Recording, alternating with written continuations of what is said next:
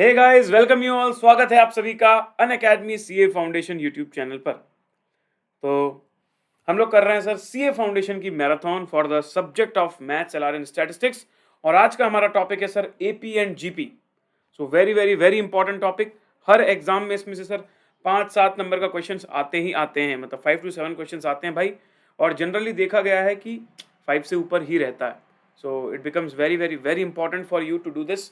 सबसे मजे की बात यह है सर कि एपी एंड जीपी, जो कि चैप्टर का नाम सीक्वेंस एंड सीरीज है, यहाँ पर बहुत सारी चीजें कैलकुलेटर के बेसिस पर ही हो जाती हैं। तो अगर हम इन चीजों को थोड़ा अच्छे से समझ लेना एक बार, तो कम समय में ये चैप्टर पूरा कवर हो जाता है ना। और जब एग्जाम में क्वेश्चंस भी आते हैं तो इसके मेजॉरिटी क्वेश्चंस आपके फटाफट हो जाते हैं यूजिंग कैलसी। तो ये सारी चीजें आज हम देखने वाले हैं सर। उम्मीद करता हूं कि आप पूरी तरह एक्साइटेड हैं। मैं भी पूरी तरह एक्साइटेड हूं। Let's get ready with C foundation marathon of AP and GP. So जिस तरीके से बाहुबली टीम ने कुछ दिन पहले आप लोगों के लिए एक पूरा शेड्यूल अनाउंस किया था, जिसमें मॉर्निंग 7 AM से लेके रात को 11:10 तक क्लासेस चलती रहती हैं। इसमें से कि मेरी आखिरी क्लास होती है दैट स्टार्ट्स एट 9-10 PM। तो अभी 9:10 हुए हैं और हम लोग sir CA foundation maths stats LR का मैराथन करने वाले हैं। अच्छा जी, अब मैं आपको अपने बारे में बता देता हूं। So my name is Pranav Popat. I am a chartered accountant by qualification. I am an educator.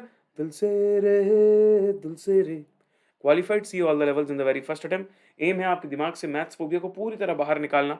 And I am an educator for maths LR stats at foundation level और इंटरमीडिएट लेवल पर आपका इंतजार कर रहा हूं कॉस्ट एंड मैनेजमेंट अकाउंटिंग आपको पढ़ाने के लिए। Hope you guys are ready. Yes, अब ये देखिए सर, आपके सामने सारे टॉपिक्स दिए हुए हैं। तो डे 1 में मैंने आपको बता दिया था कि 29 नवंबर से लेकर 10 दिसंबर तक में कौन कौन से टॉपिक आपको करवाने वाला हूं। तो देखिए आप, आज है हमारा कौन सा डेट सर? आज है हमारा 5 दिसंबर। और 5 दिसंबर के दिन सर आज हम पहुंच चुके हैं सीक्वेंस एंड सीरीज में। तो यार आधे से ज़्यादा कहानी हमारी पूरी हो चुकी है। हमने जो लोग नए हैं उनको मैं बता दूं कि सबसे पहले 3 लेक्चर में 10-10-10 करके 30 मार्क्स का कवर कर दिया था। फिर हमने स्टैटिस्टिक्स का इंपॉर्टेंट चैप्टर लिया था, सेंट्रल टेंडेंसी डिस्पर्जन 17। उसके बाद कोरिलेशन रिग्रेशन किया। Yesterday we did time value of money also. और अब हमारे सर छोटे छोटे टॉपिक्स बचे हुए हैं, मतलब मेजॉरिटी पोर्शन हमारा कवर हो गया है। अगर आप में से कोई ऐसे हैं जिनको हमारे बारे में अभी अभी पता चला है भाई, तो आप ये पुराने लेक्चर्स भी आराम से देख सकते हैं। सबकी लिंक एक जगह पर इकट्ठे करके रख दी गई है। मैं आपको बता देता हूँ कहाँ पर। So this is the link of the virtual library. जैसे ही आप इस वर्चुअल लाइब्रेरी वाली लिंक को क्लिक करोगे, आप इसके अंदर जाओगे, आपको टैब मिलेगा एजुकेटर वाइज। उसमें आपको मेरा भी टैब मिलेगा। और अगर आप मेरे टैब में जाते हो, थोड़ा सा नीचे स्क्रॉल करना, तो आपको वहां पर मैराथन सीरीज मिलेगी, जिसमें कि मैंने एक एक टॉपिक वाइज वहां पर लिंक डाली हुई है कि कौन से लेक्चर का लिंक कहां पर है।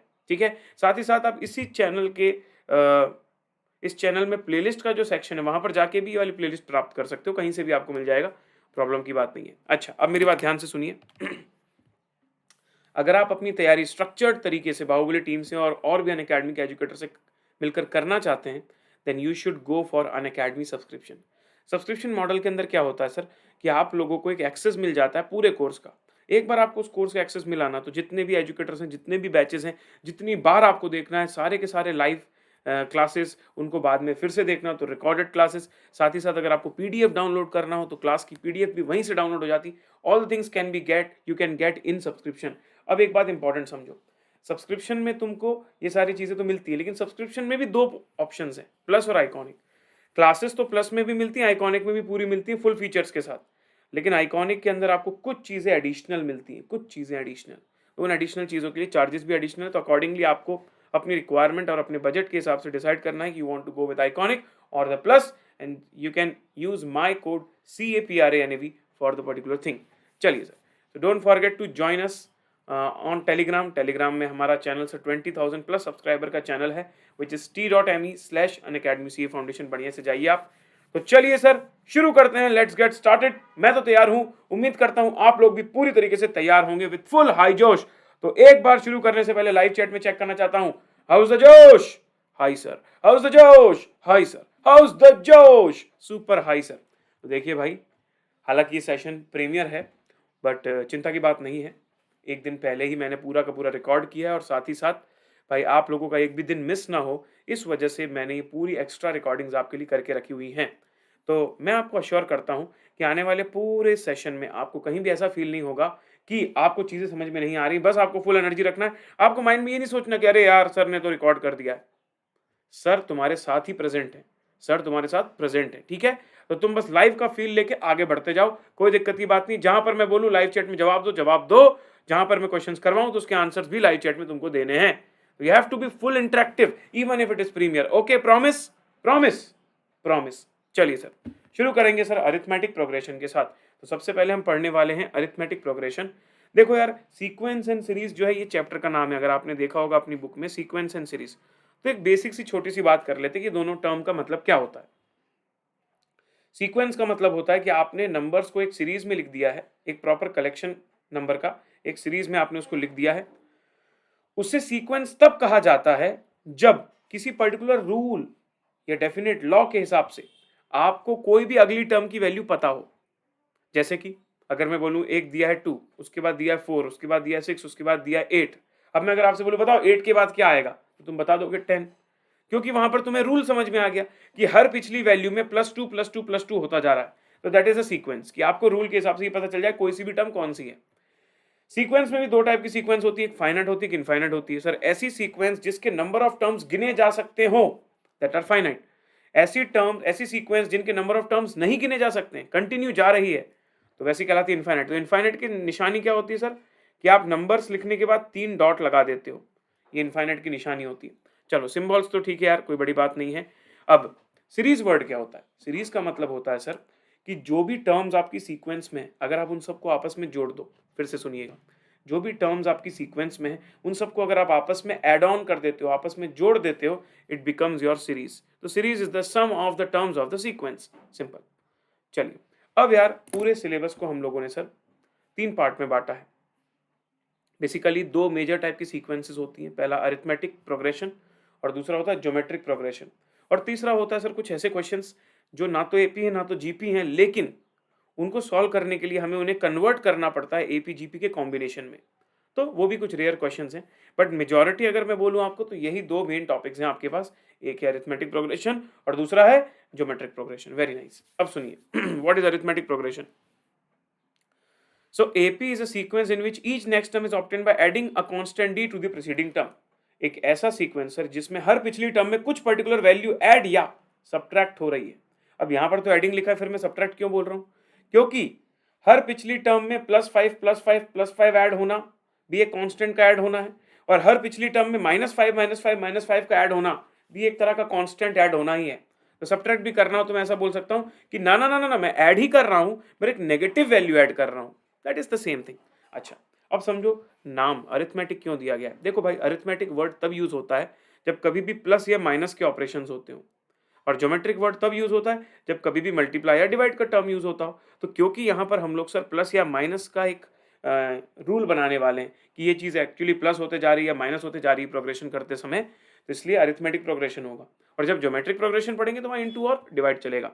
चलो सर अब सबसे पहले सर इसमें फॉर्मेट देखते हैं। तो एक काम करता हूँ ना, मैं तुम्हारे सामने एग्जांपल लेता हूँ, एग्जांपल लूंगा तुमको पूरी चीज आराम से क्लियर हो जाएगी। ये देखिए, लेट से मैं यहाँ पर लेता हूँ 4 7 10, ठीक है, 4 हो गया, 7 हो गया, 10 हो गया, 13 हो गया, 4 7 10 13 16। अब जितना मैंने यहाँ पर आपके सामने ये सीक्वेंस लिखा है, इसको देखकर आपको समझ में तो आ गया होगा कि यहाँ पर रूल क्या चल रहा है। बिल्कुल समझ में आ रहा है सर।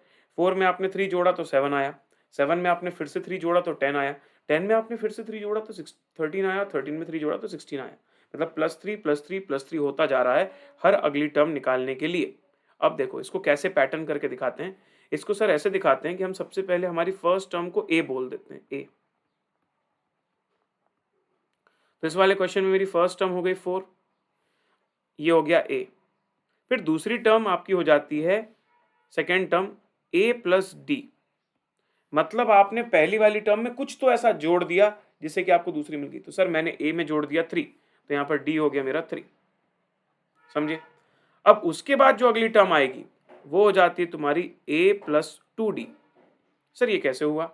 देखो आप, इसमें आपने क्या किया, थर्ड टर्म निकालने के लिए 4 में 2 बार d जोड़ दिया, एक बार 3 जोड़ा, एक बार फिर से 3 जोड़ा, 4 तो 4 3 7 3 10, ऐसे करके तुम्हारा ये 10 आ गया। समझ में आ रही है आपको मेरी बात? तो a प्लस 2d आपका हो गया 10। इसी तरीके से ये पैटर्न आगे बढ़ता जाता है। अब ध्यान से सुनना, पहली टर्म में एक भी डी नहीं है, दूसरी टर्म में सिंगल डी है, थर्ड टर्म में there are 2d, fourth term अगर आप निकालने जाओगे तो ये आ जाएगा a प्लस 3d। मतलब जिस भी नंबर की टर्म है उससे एक कम कॉमन डिफरेंस आपका आ रहा है, जिस भी नंबर की टर्म है। जैसे फोर्थ नंबर की टर्म है तो इसमें 3d आ रहा है। इससे आप एक रूल बना सकते हो कि अगर मैं आपसे कोई भी टर्म पूछ लूं, लेट्स से 10th टर्म पूछ लूं, तो 10th टर्म का फॉर्मूला आपका बन जाएगा a प्लस 9d। समझ रहे हो? 10th टर्म का फॉर्मूला। उसी तरह अगर मैं आपसे कोई भी nth टर्म पूछ लूं, nth टर्म, तो उसका फॉर्मूला बन जाएगा a प्लस जो भी n का वैल्यू है उसका एक कम इंटू डी। 10 था तो 9d था, 5 था तो 4d था, 2 था तो 1d था, 3 था तो 2d था। तो फिर अगर n है तो n माइनस 1d हो जाएगा a के साथ जो जुड़ रहा है। समझ गए बात को दोस्तों? चलिए, तो ये हुआ सर आपका जनरल टर्म का फॉर्मूला, ये हम यूज भी करने वाले हैं। अब सबसे पहले फॉर्मेट की बात कर लेते हैं। तो फॉर्मेट सर होता है एपी का ये वाला जो मैंने आपको ऑलरेडी बता दिया है, A plus D, A plus 2d, A plus 3d up to A plus n minus 1d। अच्छा, अब यहाँ पर जो डी आ रहा है बार बार, डी डी डी डी, ये डी है कौन? What is this d about? This d is basically a value that is added to the previous term to get the next term. Which means अगर आपको कभी भी d निकालना हो तो आप बोल सकते हो कोई भी अगली टर्म माइनस कोई भी पिछली टर्म। मतलब या तो सेकंड माइनस फर्स्ट टर्म, या तो कोई भी अगली मतलब third term minus second term. तो by this you are getting something कि भाई second term minus first term, third term minus second term, fourth term minus third term, ऐसे करके डी निकलता है आपका। अच्छा, इसको डी क्यों बोलते हैं, डिफरेंस क्यों बोलते हैं? ये तो ऐड हो रहा है।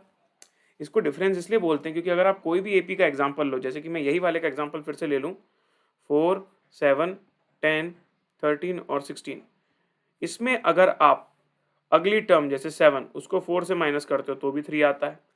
7 के बाद की अगली टर्म 10 को 7 से माइनस करोगे तो भी 3 आएगा। फिर उसकी अगली टर्म 13 को 10 से माइनस करोगे तो भी 3 आएगा। तो कुल मिला के सर जो तुम्हारे डिफरेंसेस हैं वो कॉमन चल रहे हैं। समझ रहे हो मेरी बात को आप? Your differences are same, common differences. इसी वजह से इसे कहा जाता है कॉमन डिफरेंस। उम्मीद करता हूं कॉमन डिफरेंस का मीनिंग आप सभी को समझ में आ गया है। चलिए sir, the important formula, general term of an AP. तो general term of an AP का मतलब है सर, कोई भी अगर आपको अरिथमेटिक प्रोग्रेशन दिया हुआ है और उसको देखकर आपको बता दे चलो इस एपी की 10th टर्म बताओ, इस एपी की 15th टर्म बताओ, कोई भी नंबर की टर्म बताओ, तो तुम इस फॉर्मूले का यूज करके तुरंत उस चीज को निकाल सकते हो, तुरंत उस चीज को निकाल सकते हो। इसका एक कैलकुलेटर ट्रिक भी है, लेकिन पहले हम लोग फॉर्मूले को यूज करते हैं, अप्लाई करना सिखाता हूं और साथ में फिर कैलकुलेटर की ट्रिक भी आपको इसकी बता दूंगा, तो आराम से आपको इसकी चीज भी समझ में आ जाएगी। तो ये देखिए सर, लेट से मेरे पास दिया हुआ है यहाँ पर 2, 8, 14, 20 एंड सो ऑन। ठीक है,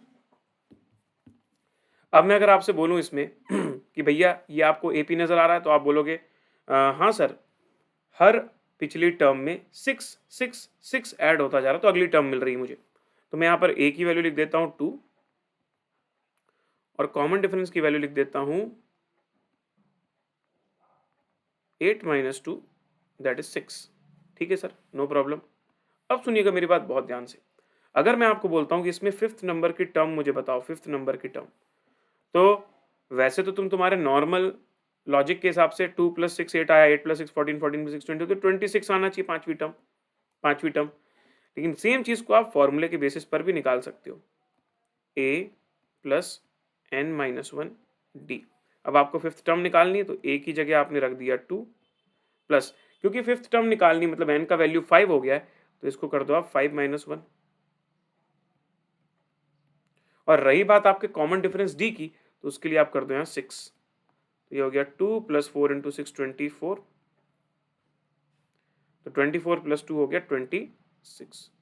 तो ये आंसर आपका आ गया 26। अब ये देखो मैच कर रहा है आपका 26 इससे, यहाँ भी 26 आया, यहाँ भी 26 आया।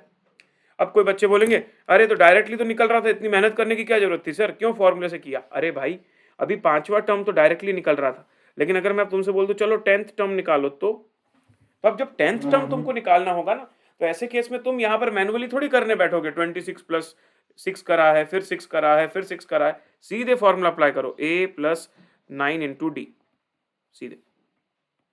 तो a की वैल्यू डाल दिया अपन ने 2 + 9 × d की वैल्यू हो गई 6। इसको आपने यूज किया तो आपका आंसर आ गया सर 6 9 54 + 2 56। क्या आपको मेरी बात समझ में आ रही है? सीधे आपका 10th टर्म निकल गया 56 यूजिंग द फॉर्मूला। तो ये कहलाया यूज इसका। किसका यूज? इस फॉर्मूले का use, general term of AP का यूज है, किसी भी नंबर की टर्म, किसी भी पोजीशन की टर्म डायरेक्टली फॉर्मूले से निकाली जा सकती है। अच्छा, अब ये तो हो गया सर फॉर्मूला, पर there is a calculator trick also which you can use for this. अब देखो फिर से मैं सेम एग्जांपल लेता हूं, 2, 8, 14, 20 एंड सो ऑन। आपकी कैलकुलेटर ट्रिक कैसे वर्क करती है कि आपको सबसे पहले लिखना है a, फिर प्लस या माइनस, जो भी साइन है आपके कॉमन डिफरेंस का, आपके कॉमन डिफरेंस का जो भी साइन है, पॉजिटिव या नेगेटिव, वो ले लो, फिर कॉमन डिफरेंस को लिखो और फिर इक्वल दबाते जाओ। जैसे ही आप पहली बार इक्वल प्रेस करोगे ना, आपको दूसरी टर्म मिलेगी। जैसे ही आप फिर से इक्वल प्रेस करोगे, आपको तीसरी टर्म मिलेगी। जैसे ही आप फिर से इक्वल प्रेस करोगे, आपको चौथी टर्म मिलेगी। तो आई होप कि आप पैटर्न समझ गए हो क्या कहना चाहता हूं मैं, कि हर इक्वल इक्वल को दबाते जाएंगे तो अगली अगली टर्म मिलती जाएगी। तो अगर मेरे को यहाँ पर अगली टर्म निकालना, तो मैंने लिखा 2 + 6। क्यों मैंने प्लस क्यों यूज किया, प्लस क्यों यूज किया, क्योंकि इंक्रीजिंग ऑर्डर में है ना, +6 है मेरा कॉमन डिफरेंस। अच्छा, उसके बाद इक्वल दबाता हूं, तो देखो क्या आता है सर, 2 + 6 दबाया, इक्वल दबाया तो 8 आ गया, फिर से इक्वल दबाया तो 14 आ गया, फिर से इक्वल दबाया तो 20 आ गया। अरे ये तो एपी बनाता जा रहा है कैलकुलेटर, मेरा कैलकुलेटर खुद एपी बनाता जा रहा है। बस अगर इसी पैटर्न को आगे लेकर जाओगे कि फोर्थ टर्म 20 है, फिफ्थ टर्म हो जाएगा 26, फिर से इक्वल दबाओ, 6, 7, 8, 9, 10, देखो वही 56 आ रहा है जो आपका ऊपर फॉर्मूले से आया था। तो पहले ये बस ध्यान ये रखना है कि पहली इक्वल से सेकेंड टर्म मिलता है, पहले इक्वल को फर्स्ट मत गिन लेना।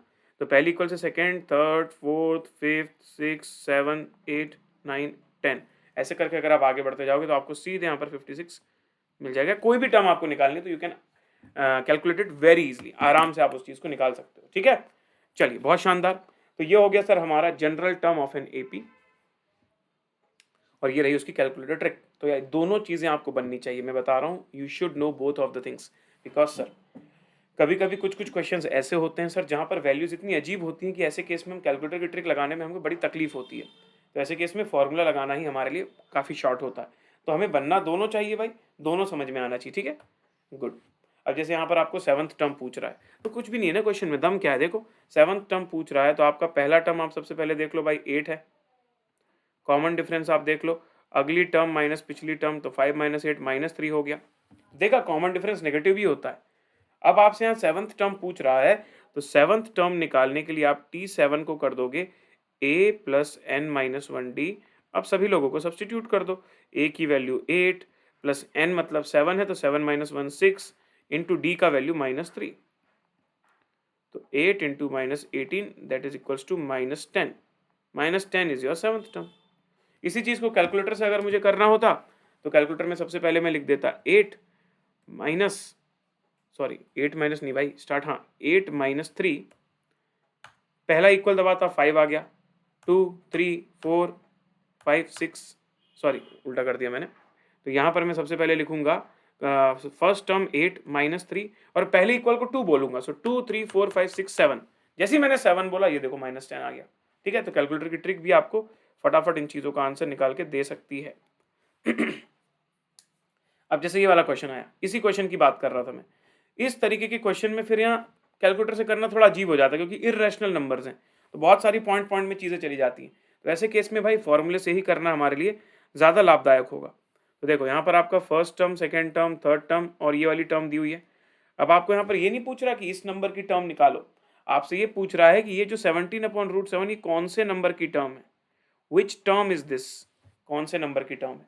तो मैं सबसे पहले लिखूंगा ए हो जाएगा मेरा 3/√7। फिर आती बात कॉमन डिफरेंस की, तो कॉमन डिफरेंस हो जाएगा अगला टर्म माइनस पिछला टर्म, मतलब 4/√7 -3/√7 विच इज़ 1/√7। और अब आपको ये बताना है कि 17/√7 कौन सी टर्म है। तो आप क्या करो, nth टर्म का जो फॉर्मूला है जनरल टर्म का, उसके आगे 17/√7 डाल दो। यहाँ पर फॉर्मूला ओपन करते हैं, तो a की value a + n - 1d is equals to 17/√7। अब मैं यहाँ सब्सटीट्यूट कर देता हूँ सारी चीज़ें n को छोड़ के, तो फिर n की वैल्यू मुझे मिल जाएगी। तो a की जगह डाल दिया मैंने 3/√7 प्लस n की वैल्यू छोड़ दी n - 1, d की जगह मैंने डाल दिया भैया, कितना डाल दिया, d की जगह 1/√7 इक्वल हो जाएगा 17/√7। तो अगर दोनों तरफ देखें तो √7 है, तो कैंसिल कर दो, तो हो जाएगा 3 plus n minus 1 is equals to 17। तो n की वैल्यू हो जाएगी 17 plus 1 minus 3, 18 minus 3 that is 15। ठीक है, समझ गए बात को दोस्तों। तो यहाँ पर आपको इस तरीके से ये पता चल गया कि ये कौन सी टर्म है, तो तुम बोलोगे 15th टर्म है, और क्या, T15 मतलब 15th टर्म। ओके, तो 3 upon root 7 plus n minus 1 into 1 upon root 7 is equal to 17 upon root 7, फिर 1 अपॉन रूट 7 1 अपॉन रूट 7 दोनों तरफ कैंसिल हो जाएंगे, कॉमन निकाल के तो बच गया 3 plus n minus 1 is equal to 7, n minus 1 is equal to 14, n is equal to 14 plus 1 15। उम्मीद करता हूँ ये भी आपको समझ में आ गया है, और यहाँ से वो भी समझ में आ गई बात आपको कि कभी कभी हम लोगों को सर जो है कैलकुलेटर ट्रिक ना यूज करें तो ज्यादा अच्छा होता है। यहाँ पर मैंने कैलकुलेटर ट्रिक नहीं यूज करी क्योंकि रूट्स के फॉर्म में वैल्यूज थी, कंफ्यूज कर देती थी। अब ये देखो सर, ये आपके कुछ नहीं डायरेक्ट वाले क्वेश्चंस हैं, है ना। अभी एग्जाम्पल्स में तो करने लायक थे क्योंकि जब हम रेगुलर क्लासेस कर रहे थे तब हमको कॉन्सेप्चुअली चीजें समझनी थी, लेकिन अब एमसीक्यू में आते साथ सर इसका रेलेवेंस कम हो जाता है। ठीक है, अगला कॉन्सेप्ट आता है हमारे पास sum of first n terms of an AP. Sum of first n terms का पहले तो मीनिंग समझो, है ना। कई बार बच्चे क्या कुछ गलत ही समझ जाते हैं इसमें। तो जैसे कि मेरे पास एग्जाम्पल एपी दिया हुआ ये वाला 5 8 11 14। तो अगर मैं आपसे पूछूं सम ऑफ फर्स्ट 4 टर्म्स, तो क्या मतलब निकलेगा उसका। पहली 4 टर्म्स का सम मतलब 5 प्लस 8 प्लस 11 प्लस 14। अच्छा, मतलब इन सब का सम कर दो तो ये हो जाएगा आपका 38। समझ रहे हो आप। इसी में अगर मैं आपको सम ऑफ फर्स्ट 3 टर्म्स बोल दूं तो ऐसा मत करना कि कोई भी 3 टर्म को जोड़ देना, पहली 3 टर्म मतलब 5 8 और 11। ठीक है, तो 5 प्लस 8 प्लस 11, तो ये सम ऑफ फर्स्ट टर्म्स का मतलब तो आप समझ गए। अब ये तो हम मैनुअली कर रहे हैं कि जैसे हमने पहली 4 टर्म का सम निकाला मैनुअली, है ना। तो ये तो आप डायरेक्टली ऐड करके निकाल दो, लेकिन मान लो आपसे कोई पूछ ले सम ऑफ फर्स्ट 15 टर्म्स बताओ, सम ऑफ फर्स्ट 20 टर्म्स बताओ, तो उसके लिए भी कोई फॉर्मूला पता होना चाहिए ना, तो वो फॉर्मूला हम लोग पढ़ने वाले हैं। ठीक है, उसके पहले इसका सिंबल बता देता हूँ। जैसे अगर आपको सम ऑफ फर्स्ट 4 टर्म निकालना तो आप S4 लिखोगे, सम ऑफ फर्स्ट 3 टर्म्स निकालना तो S3 लिखोगे, लाइक दिस, S4 S3। ठीक है, चलो अब मैं आपको फॉर्मूला बताता हूँ। तो फॉर्मूला होता है Sn का n/2 a plus nth term. मतलब जैसे अगर मुझे S4 निकालना था तो n की जगह 4 रखा तो ये हो जाएगा 4/2, a की जगह डाल दूंगा 5, और यहाँ मुझे निकालना होगा फोर्थ टर्म, और फोर्थ टर्म तो मुझे 14 ऑलरेडी पता है, तो 2 इंटू 5 प्लस 14। बताओ भाई कितना आ रहा है। सर ये आ रहा है 19 इंटू 2 38, और वही तो मैं बात कर रहा हूँ तुमसे, 38 ही तो आंसर है तुम्हारा ऑलरेडी, पहली 4 टर्म्स का सम। लेकिन अब आपने फॉर्मूले से निकाला था, फॉर्मूला क्या निकला सर, फॉर्मूला आया n/2 a plus nth term. मतलब जैसे आपको S4 निकालना तो n हो गया 4, तो 4/2 a मतलब पहली टर्म प्लस फोर्थ वाली टर्म का सम। अच्छा, अब क्या था भाई, ये वाले क्वेश्चन में तो आपको फोर्थ टर्म डायरेक्टली विजिबल है, यहाँ पर दिख रही है, तो आपने सीधे ये वाला फॉर्मूला लगा दिया। लेकिन मान लो अब मैं तुमसे इसी क्वेश्चन में पूछ लूं फाइंड द S8 वैल्यू, मतलब 8वीं टर्म बताओ, तो ऐसे केस में तुम क्या करोगे, 8/2 first term plus 8th term तुमको निकालना है, 8th टर्म। समझ रहे हो आप बात को। तो 4 इंटू 5 प्लस 8th टर्म तो तुमको पता ही नहीं। तो ऐसे केस में क्या होता है सर, डायरेक्टली ये फॉर्मूला ना लगाकर हम लोग फॉर्मूले को एक्सपांड कर देते हैं। मतलब हम उसको ऐसे कर देते हैं n/2 a प्लस tn की जगह कर देते हैं a प्लस n-1d। समझे। तो एक्चुअल में ये समराइज होकर फॉर्मूला बन जाता है 2a प्लस n-1d। अब कई लोग ना इसको दो अलग अलग फॉर्मूले समझ लेते हैं, जबकि भाई सोचो तो सही, एक ही फॉर्मूला है, चाहे ये वाला फॉर्मूला हो चाहे ये वाला फॉर्मूला, दोनों एक ही है। बस दोनों में फ़र्क ये है कि ये वाले फॉर्मूले को तब यूज़ किया जाता है जब आपको nth टर्म डायरेक्टली पता है, और दूसरे वाले फॉर्मूले को तब यूज़ करो जब आपको nth टर्म नहीं पता, तो पूरा का पूरा शुरू से निकालना आपको अलॉन्ग विथ nth टर्म। तो मैंने क्या किया, tn को ओपन कर दिया वहाँ जाकर, और कुछ खास बात नहीं। तो ये हो जाएगा यहाँ पर S8 अगर आपको निकालना है, ठीक है, S8 तो 8/2 2 इंटू a मतलब 2 इंटू 5 प्लस n-1 मतलब 7 into common difference d। Common difference तो अपना कितना था भाई, कॉमन डिफरेंस अपन को देखना पड़ेगा, कॉमन डिफरेंस था +3, कॉमन डिफरेंस था +3, कर दो अब कैलकुलेटर से। 2 into 5 M plus 7 into 3 M plus memory recall into 4, answer आ गया 124। समझे दोस्तों? तो यहाँ पर सर हम लोगों ने ये बात समझ ली कि सम ऑफ एन टर्म्स के फॉर्मूले दो तरीके से प्रयोग किए जा सकते हैं। पहला n/2 first term plus nth term, और दूसरा n/2 2a प्लस n-1d।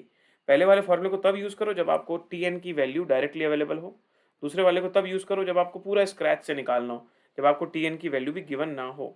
ठीक है, चलिए, तो दोनों ही फॉर्मूले सेम ही है, बस एक एक्सपांडेड फॉर्म में, कम एक्सपांडेड फॉर्म में। इसकी भी कैलकुलेटर ट्रिक, जी हाँ, इसकी भी एक कैलकुलेटर ट्रिक है जिसके लिए आपको GT बटन का यूज करना पड़ेगा। ध्यान से देखिए कैसे हम लोग यहाँ पर वर्कआउट करेंगे।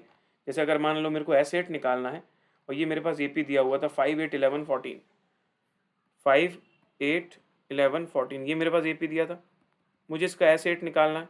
तो पहले आप वही कैलकुलेटर ट्रिक लगाओ जो आपको T8 निकालने के लिए यूज करना होता था। T8 8th टर्म निकालने के लिए मैं क्या करता, सबसे पहले मैं A लेता, प्लस या माइनस करता, कॉमन डिफरेंस, फिर इक्वल इक्वल इक्वल प्रेस करते चलता, है ना।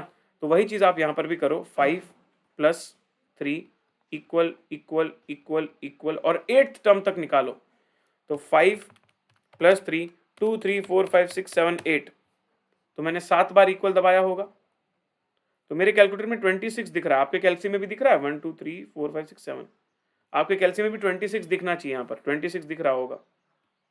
ठीक है, जैसे ही यहां तक पहुंच जाओ GT प्रेस कर दो, GT प्रेस कर दिया तो 119 आ रहा होगा।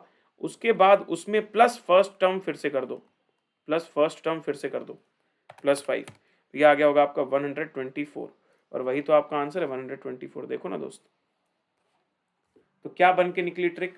तो ट्रिक ये बन के निकली कि A लो पहले, फिर प्लस या माइनस D करो, equal equal equal equal nth term तक जाओ और उसके बाद GT प्रेस कर दो। लेकिन GT प्रेस करने के बाद एक चीज मत भूलना, फिर से आपको फर्स्ट टर्म ऐड करना होगा लास्ट में। तो ये देख लीजिए सर, आपके सामने पूरी ट्रिक रेडी है। A + - D equal equal equal equal equal GT + A, this will give you the sum of the first n terms directly using calculator trick। ठीक है, चलिए अब आते हैं सर कुछ और इंपॉर्टेंट फॉर्मूले। जैसे कि सबसे पहला आता है sum of first and natural number और काउंटिंग नंबर। कि आपसे 1 2 3 4 5 6 का सम पूछ रहा है अगर कोई, कि 1 से लेके 5 तक का सम बताओ, 1 से लेके 8 तक का। ध्यान रहे 1 से लेकर बोल रहा हूं मैं, तो फर्स्ट की बात कर रहा हूं, मतलब 1 2 3 4 से ही चालू होगा वो। ऐसा नहीं होगा कि ये वाला फॉर्मूला तुम तब भी लगा दो जब 3 4 5 6 7 8 निकालना हो। 3 4 5 6 7 8 का सम निकालना तो ये फॉर्मूला नहीं काम आएगा। ये फॉर्मूला सिर्फ तभी काम आता है जब फर्स्ट एन नेचुरल नंबर, मतलब 1 2 3 4 काउंटिंग की बात कर रहे हो तुम। जैसे कि अगर मैं यहां पर तुमको एग्जांपल दूं, let's say you to find out 1 2 3 से लेकर 9 तक, तो क्या करोगे, n की वैल्यू 9 ले लो और फॉर्मूले में पुट कर दो 9 × 9 + 1/2, तो हो जाएगा 9 × 10/2 विच इज 45। अब आप अगर चाहें तो कैलकुलेटर में इसको पूरा सम करके चेक कर सकते हैं। 1 + 2 + 3 + 4 + 5 + 6 + 7 + 8 + 9, कितना आ रहा है? आ रहा है क्या 45? बस हो गया। तो ये ट्रिक थी जो आपको समय बचा देती है ये सब मैनुअल सम करने से। उसी तरह sum of first and odd numbers, first and odd numbers मतलब 1 3 5 7 9 ऑड नंबर की सीरीज, 1 + 3 + 5 + 7 + 9, इस टाइप से। तो अगर मान लो आपसे कोई पूछ ले कि चलो इसमें पांचों का सम बताओ, इन पांचों का सम बताओ, तो मैं बोलूंगा पहले 5 ऑड नंबर है तो इसका सम हो जाएगा 5 का स्क्वायर 25, क्योंकि फॉर्मूला है n²। तो पहली 5 टर्म है तो पांचों का स्क्वायर। अब इस चीज को आप मैनुअली भी चेक कर सकते हो, 1 + 3 + 5 + 7 + 9, दैट इज 25। समझ गए मेरी बात को guys? So that is equals to 2 5 25। Well done. Now the sum of the square of the first n natural number, sum of the square of the first n natural number का मतलब है sir 1 का square, 2 का square, 3 का square, 4 का square, 5 का square, ऐसी चीजों को जोड़ना। जैसे मान लो मैं तुमको मैनुअली इनको जोड़ने को बोलूं तो ये जाएगा 1 + 4 + 9 + 16 + 25। इसको अगर अपन लोग जोड़ें तो कितना आएगा, 1 + 4 + 9 + 16 + 25, सर ये आ रहा है 55। इसी चीज़ को तुम कैलकुलेटर की ट्रिक से भी कर सकते हो सीधे, कि भाई तुम्हें पहली 5 टर्म के स्क्वायर को जोड़ना है तो n की जगह 5 पुट कर दो, तो 5 5 + 1, 2 × 5 10 + 1 होल डिवाइडेड बाई 6। देख लीजिए 5 × 6 × 11/6, आंसर आ गया 55। क्या आपको मेरी बात समझ में आई? How do we arrived at 55? बिल्कुल सर, परफेक्ट है, no problem at all. Sum of the cube of the first and natural number, मतलब 1 cube, 2 cube, 3 cube, 4 cube, 5 cube and so on. तो मान लो कि मुझे पहले 4 क्यूब का सम निकालना हो, ठीक है, ये चारों का सम। तो पहले मैनुअली अगर तुम करके देखोगे इस चीज़ को, तो ये हो जाएगा 1 का क्यूब 1 प्लस 2 का क्यूब 8 प्लस 3 का क्यूब 27 प्लस 4 का क्यूब 64। इन सबको जोड़ा तो यार 1 plus 8 plus 27 plus 64 that is 100। इसी चीज़ को यहाँ पर अगर मैं करूँ फॉर्मूले के हिसाब से, क्योंकि पहली 4 टर्म्स हैं, तो 4 प्लस 1 अपॉन 2 इस पूरे का होल स्क्वायर करके देख लीजिए। 4 इंटू 5 अपॉन 2 10 का स्क्वायर 100। वाओ, लाजवाब, मैचिंग 100 क्या बात है, शानदार, ज़बरदस्त। तो ये था सर हमारा अरिथमेटिक प्रोग्रेशन का कॉन्सेप्चुअल पार्ट। उम्मीद करता हूँ कि आप लोगों को एपी के लॉजिक और साथ ही साथ कॉमन डिफरेंस कैसे निकलता है, जनरल टर्म ऑफ एपी का फॉर्मूला क्या होता है, जनरल टर्म ऑफ एपी का शॉर्टकट कैलकुलेटर ट्रिक क्या होता है, साथ में sum of first and terms of AP उसका फॉर्मूला और उसका कैलकुलेटर ट्रिक, और साथ ही साथ कुछ एडिशनल फॉर्मूलेज जैसे कि sum of first and natural number, sum of squares of natural number, sum of odd numbers, sum of cubes of the natural number. अब हम लोग आते हैं सर सीधे एक्सरसाइज में, and let us begin quickly. जैसे अब आपको यहाँ पर दिया हुआ है find the nth element of the sequence, तो आपका सीक्वेंस है 1 3 5 7। nth एलिमेंट पूछ रहा है, मतलब nth टर्म पूछ रहा है, nth टर्म पूछ रहा है, तो आप खुद बता दो कि देखो भाई a है 1, ठीक है, कॉमन डिफरेंस हो जाएगा आपका अगली टर्म माइनस पिछली टर्म मतलब 2। अब आपको निकालना है tn मतलब nth एलिमेंट, तो ये हो जाएगा 1 plus n minus 1 into D that is 2। तो ये हो जाएगा 1 प्लस 2n माइनस 2, इसको और शॉर्ट कर दूंगा तो ये हो जाएगा 2n minus 1 which is option B. समझे भाई, 2n minus 1 which is option B, perfect. Now the nth element of the sequence -1 2 -4 8। अब बच्चे इसको देखेंगे और बोलेंगे अरे सर ये तो एपी नजर ही नहीं आ रहा है, क्योंकि एपी में तो कॉमन रूल लगता है कि हर पिछली टर्म में कुछ ऐड करते जा रहे हो। यहाँ तो पहले नेगेटिव आ गया, फिर पॉजिटिव आ गया, फिर नेगेटिव आ गया, फिर पॉजिटिव आ गया। कोई बात नहीं, अगर आप इस तरीके से फंस जाओ कि आप रूल नहीं चेक कर पा रहे हो तो कोई बात नहीं, टेंशन मत लो, आप उसको उल्टा करो ऑप्शन से। ऑप्शंस में आपके पास जो भी फॉर्मूलाज दिए हुए हैं उनमें 1 2 3 4 5 डाल के ये चेक करो कि क्या आपकी ये वाली टर्म्स आ रही हैं, ठीक है। तो जैसे आपका पहला टर्म ये है -1 का power n 2 whole n minus 1, तो इसमें अगर मैं n की जगह डाल देता हूँ 1 तो ये हो जाएगा, मतलब मैं चेक करूंगा n की वैल्यू एक बार 1 डाल के देखूंगा, n की वैल्यू एक बार 2 डालकर देखूंगा, n की वैल्यू 3 डालकर देखूंगा। तो यहाँ n की वैल्यू 1 डालूंगा तो ये रहेगा -1 इंटू 2 की पावर 1 माइनस 1 मतलब 2 की पावर 0 1, आंसर इज -1। फिर n की वैल्यू 2 डालकर देखा तो -1 का स्क्वायर प्लस 1 इंटू 2 की पावर 2 माइनस 1 मतलब 1, ये 2 आ गया। फिर -1 का पावर करना है आपको 3 तो वो जाएगा -1 ओनली, और फिर है 2 का पावर 3 माइनस 1 तो 2 का स्क्वायर 4 तो ये हो जाएगा -4। अरे वाह, मैच कर गया, देखो ना मैच कैसे कर गया, देखो देखो देखो कैसे मैच कर गया। पहली टर्म -1, दूसरी टर्म +2, तीसरी term -4, yes sir -4, all three are matching, that's what we have to understand. इसलिए सर पहला ऑप्शन सही है। तो ऐसे का लोड नहीं लेना अपन को कि भाई ये तो एपी था ही नहीं, फिर एपी की एक्सरसाइज में क्यों आ गया। जब तुम पेपर देने जाओगे तो अब तुम्हारा एपी जीपी का अलग अलग पेपर तो आने वाला नहीं, कुछ भी मिक्स होके आ सकता है ना, उस तरीके से पढ़ो उस चीज़ को। अच्छा, फिर आता सर तुम्हारा ये, अब इसको इंटरप्रीट करना सीख जाओ बस, फिर तो क्या है, क्वेश्चन में तो कुछ दम ही नहीं है। Sigma i is equals to 4 से लेकर 7 2i माइनस 1 उसका स्क्वायर रूट। इसका मतलब ये है सर, एक बार i की जगह 4 रखा, एक बार i की जगह 5 रखा, एक बार 6 रखा, एक बार 7 रखा, उससे क्या अलग अलग वैल्यूज मिलेंगी आपको, ये वाले पूरे एक्सप्रेशन की अलग अलग वैल्यूज मिलेंगी 4 5 6 7 डालने से। फिर जो भी वैल्यूज मिलेंगी उन सबको आपस में ऐड कर देना, simple, just simply add them. जैसे कि ये दिया हुआ है 2 4 जा 8 -1 तो ये हो जाएगा 7 रूट। फिर अगला मैंने 4 की जगह 5 डाल के देखा तो 2 5 जा 10 -1 9 रूट। फिर मैंने 5 के बाद 6 डाल के देखा तो 2 6 जा 12 -1 10, सॉरी 12 -1 11 रूट। फिर 2 7 जा 14 -1 13 का रूट। और अब इन सबको जोड़ दो क्योंकि समेशन का साइन लगा हुआ है, तो ये हो गया √7 √9 √11 √14, और क्योंकि 7 तक ही जाना है बस, तो इसलिए आखिरी मैंने 7 सब्सटीट्यूट किया था, 2 7 जा 14 -1 ऑप्शन। उम्मीद करता हूँ ये भी समझ में आया आपको। Now the sum to infinite series, sum to infinite series. यहाँ पर भी वही वाली बात है, अगर आप क्वेश्चन को देखोगे तो ये तो एपी नजर ही नहीं आ रहा है, 1 + 1 - 1 + 1 माइनस, कोई बात नहीं, आप ऑप्शन से चलो। ऑप्शन से चल के बस ये चेक कर लो कि इनमें से कौन से वाले फॉर्मूले में आप अगर इन वैल्यूज को के की जगह 1 2 3 4 डालते हो तो ये 4 वैल्यूज आती हैं पहले की 1 2 3 4 डालने पर। जैसे मैंने ऑप्शन ए लिया, इसमें दिया -5 का पावर के, तो के की जगह अगर मैं 1 डालूंगा तो -5 का पावर 1 हो जाएगा -5। अगला एक बार अगर मैं -5 का स्क्वायर डाल के देखता हूँ तो +25 हो जाएगा, क्योंकि नेगेटिव का स्क्वायर भी पॉजिटिव आता है। फिर अगर -5 का क्यूब करके देखता हूँ तो ये भी हो जाएगा 125, लेकिन नेगेटिव, क्योंकि नेगेटिव था अंदर। और -5 का पावर 4, क्योंकि इवन पावर है तो ये भी पॉजिटिव हो जाएगा। ये देख लिए, पहली चारों टर्म इससे मैच कर रही है, मतलब option A is the correct answer. ठीक है, now first 3 terms of the sequence where nth term is n² - 1। अब देखो tn की वैल्यू आपको दी है n² - 2n। आपसे बोल रहा पहली 3 टर्म बता दो, तो क्या दिक्कत है भाई, t1 t2 और t3 निकाल देता हूँ। तो t1 हो जाएगा 1² - 2 दैट इज -1, t2 हो जाएगा 2² 2 2 4 -4 0, और फिर आ जाएगा t3 n, तो 3 3 जा 9 9 - 6 3 -1 0 और +3, option A is the correct answer. ये तो क्या था, सीधा मतलब बहुत ही ज्यादा इजी क्वेश्चन था। नाउ अगला which term of the progression is -1 -3 -5 से लेकर -39 तक। तो आपको -39 की टर्म बतानी कि -39 कौन सी टर्म है।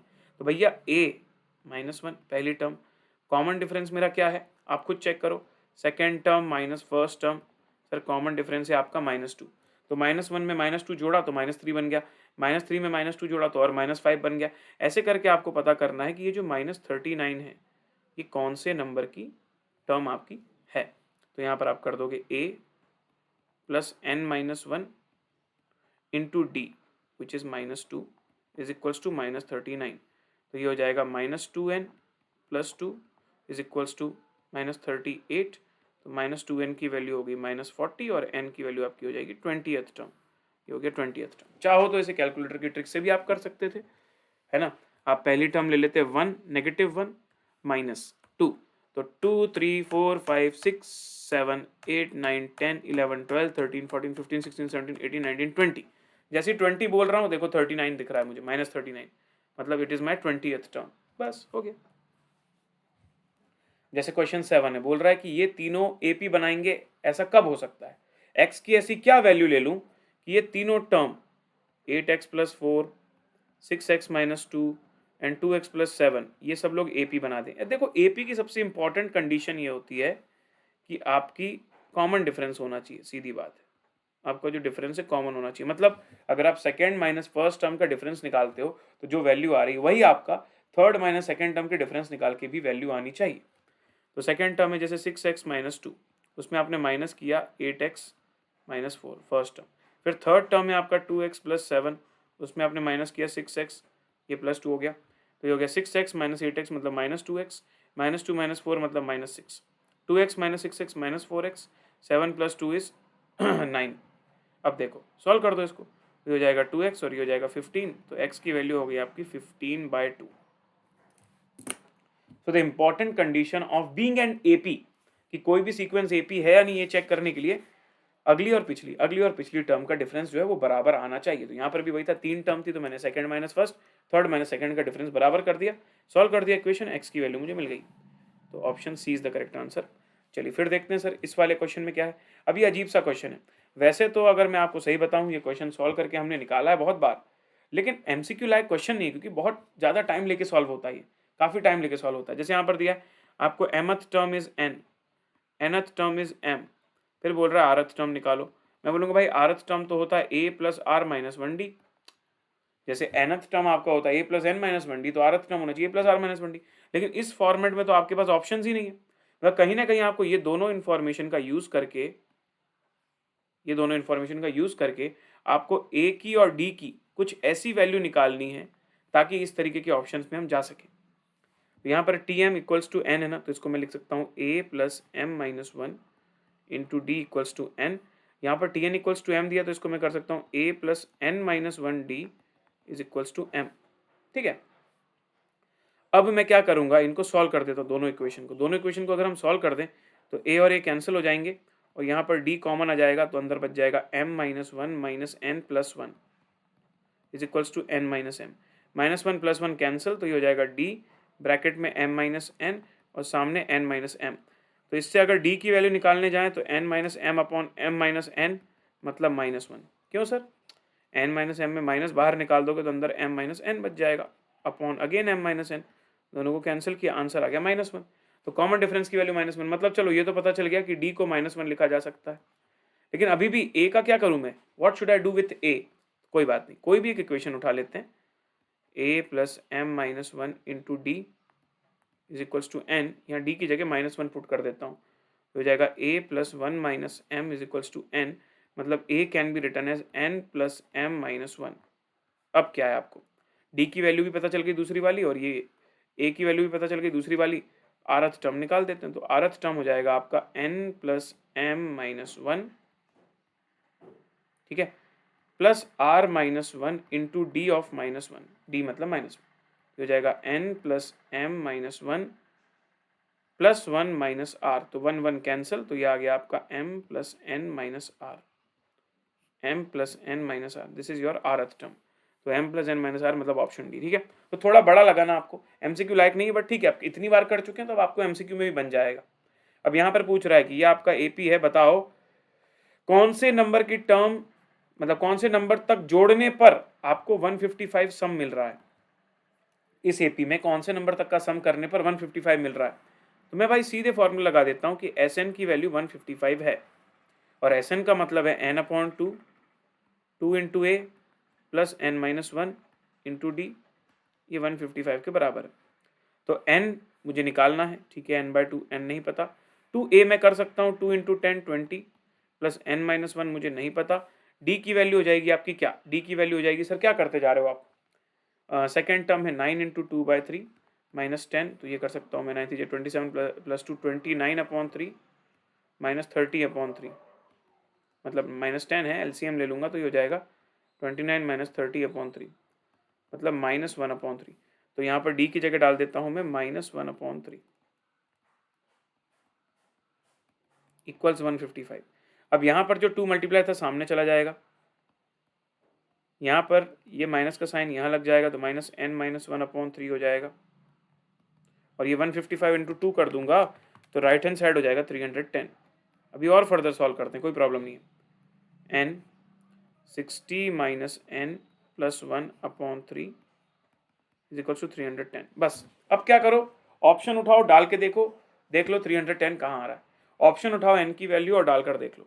ये चीज़ आप पहले भी कर सकते थे, कोई बड़ी बात नहीं, ठीक है। तो ऑप्शन से कर लो, क्योंकि क्या है, ये क्वाड्रेटिक इक्वेशन बन रही है। अभी क्वाड्रेटिक इक्वेशन को कहाँ पूरा सॉल्व करने जाओगे भाई, वो वाले फॉर्मूले से -b प्लस -b², सीधे ऑप्शन उठाओ और चेक कर लो कि कौन सा आंसर सही है। जैसे मान लो मैं 30 उठाता हूँ, तो 30 अंदर में 60 प्लस 61 माइनस 30 अपॉन 3, चेक करो कितना आ रहा है, तो 61 माइनस 30 इंटू 30 अपॉन 3, सर 310 आ रहा है। चलो भाई, मतलब बढ़िया है, 30 इज द करेक्ट आंसर, ठीक है। अगला, आपको इस पर्टिकुलर क्वेश्चन में 10 में nth टर्म निकालना है, nth term of the series जिसका sum up to n terms दिया हुआ है। तो sum up to n terms दिया हुआ है 5n स्क्वायर प्लस 2n, और अब आपको nth टर्म इसका निकालना है। तो कैसे करोगे, sum up to n terms आपको दिया हुआ है और nth टर्म आपको निकालना है। तो सर ये सम ऑफ n टर्म्स, इसको करने के लिए मैं कर सकता हूँ लाइक दिस, कि सबसे पहले हम लोग क्या करते हैं, सबसे पहले हम लोग Sn को ओपन वाले फॉर्म में लिख देते हैं, n upon 2 a plus nth term. अच्छा, पूरा मत एक्सपांड करो, क्यों, क्योंकि तुमको वैसे भी nth टर्म निकालनी है, तो तुमको एक फॉर्मूला पता ही है जिसके Sn के फॉर्मूले में nth टर्म आता है, तो उसको वैसे ही रहने दो, अब बाकी को सॉल्व कर दो। अब ये देखो, यहाँ पर n अपॉन 2 आ रहा है बाहर, a plus nth term, right hand side में आप n कॉमन ले सकते हो पूरा, ओके यस, क्योंकि दोनों में n है, फिर ये और ये वाला n कैंसिल हो जाएगा, तो लेफ्ट हैंड साइड में बच जाएगा a प्लस nth टर्म, और राइट हैंड साइड में हो जाएगा 2 5 10n प्लस 4।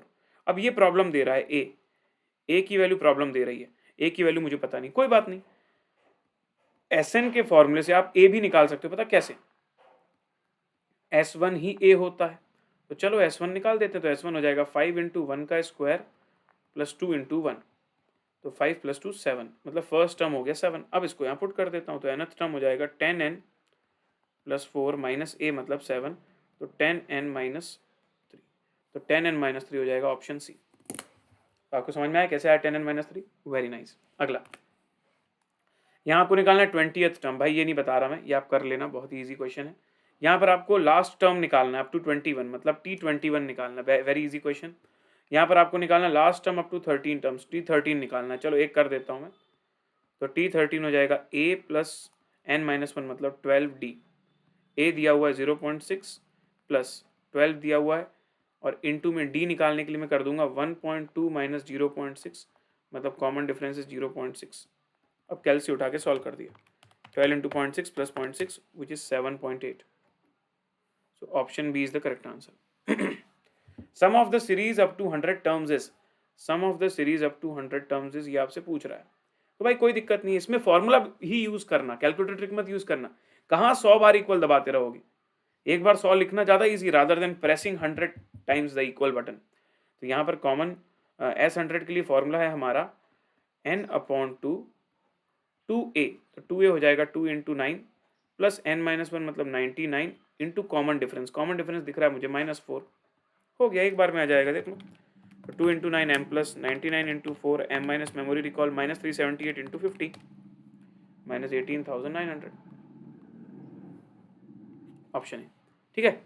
फिर आपको क्या बोल रहा है, 2 arithmetic mean between these two term. जब भी इस टाइप का सवाल आए ना कि इनके बीच में 2 अरिथमेटिक मीन डालो, इसका सिंपल सा मतलब ये है कि -6 और 14 इन दोनों के बीच में ऐसी 2 टर्म डालो कि ये चारों मिलकर एपी बना दें। -6 एंड 14 के बीच में 2 am डालने का मतलब उन दोनों के बीच में ऐसी 2 टर्म्स डालो ये चारों मिलकर एक एपी बना दें। अब एक बात बताओ ना यार, इसमें या तो तुम ऑप्शंस को डालकर चेक कर लो कि तुम्हारा एपी फॉलो होता है कि नहीं, या फिर एक तरीका है कि इसको ए मान लिया, इसको T4 मान लिया 14 को।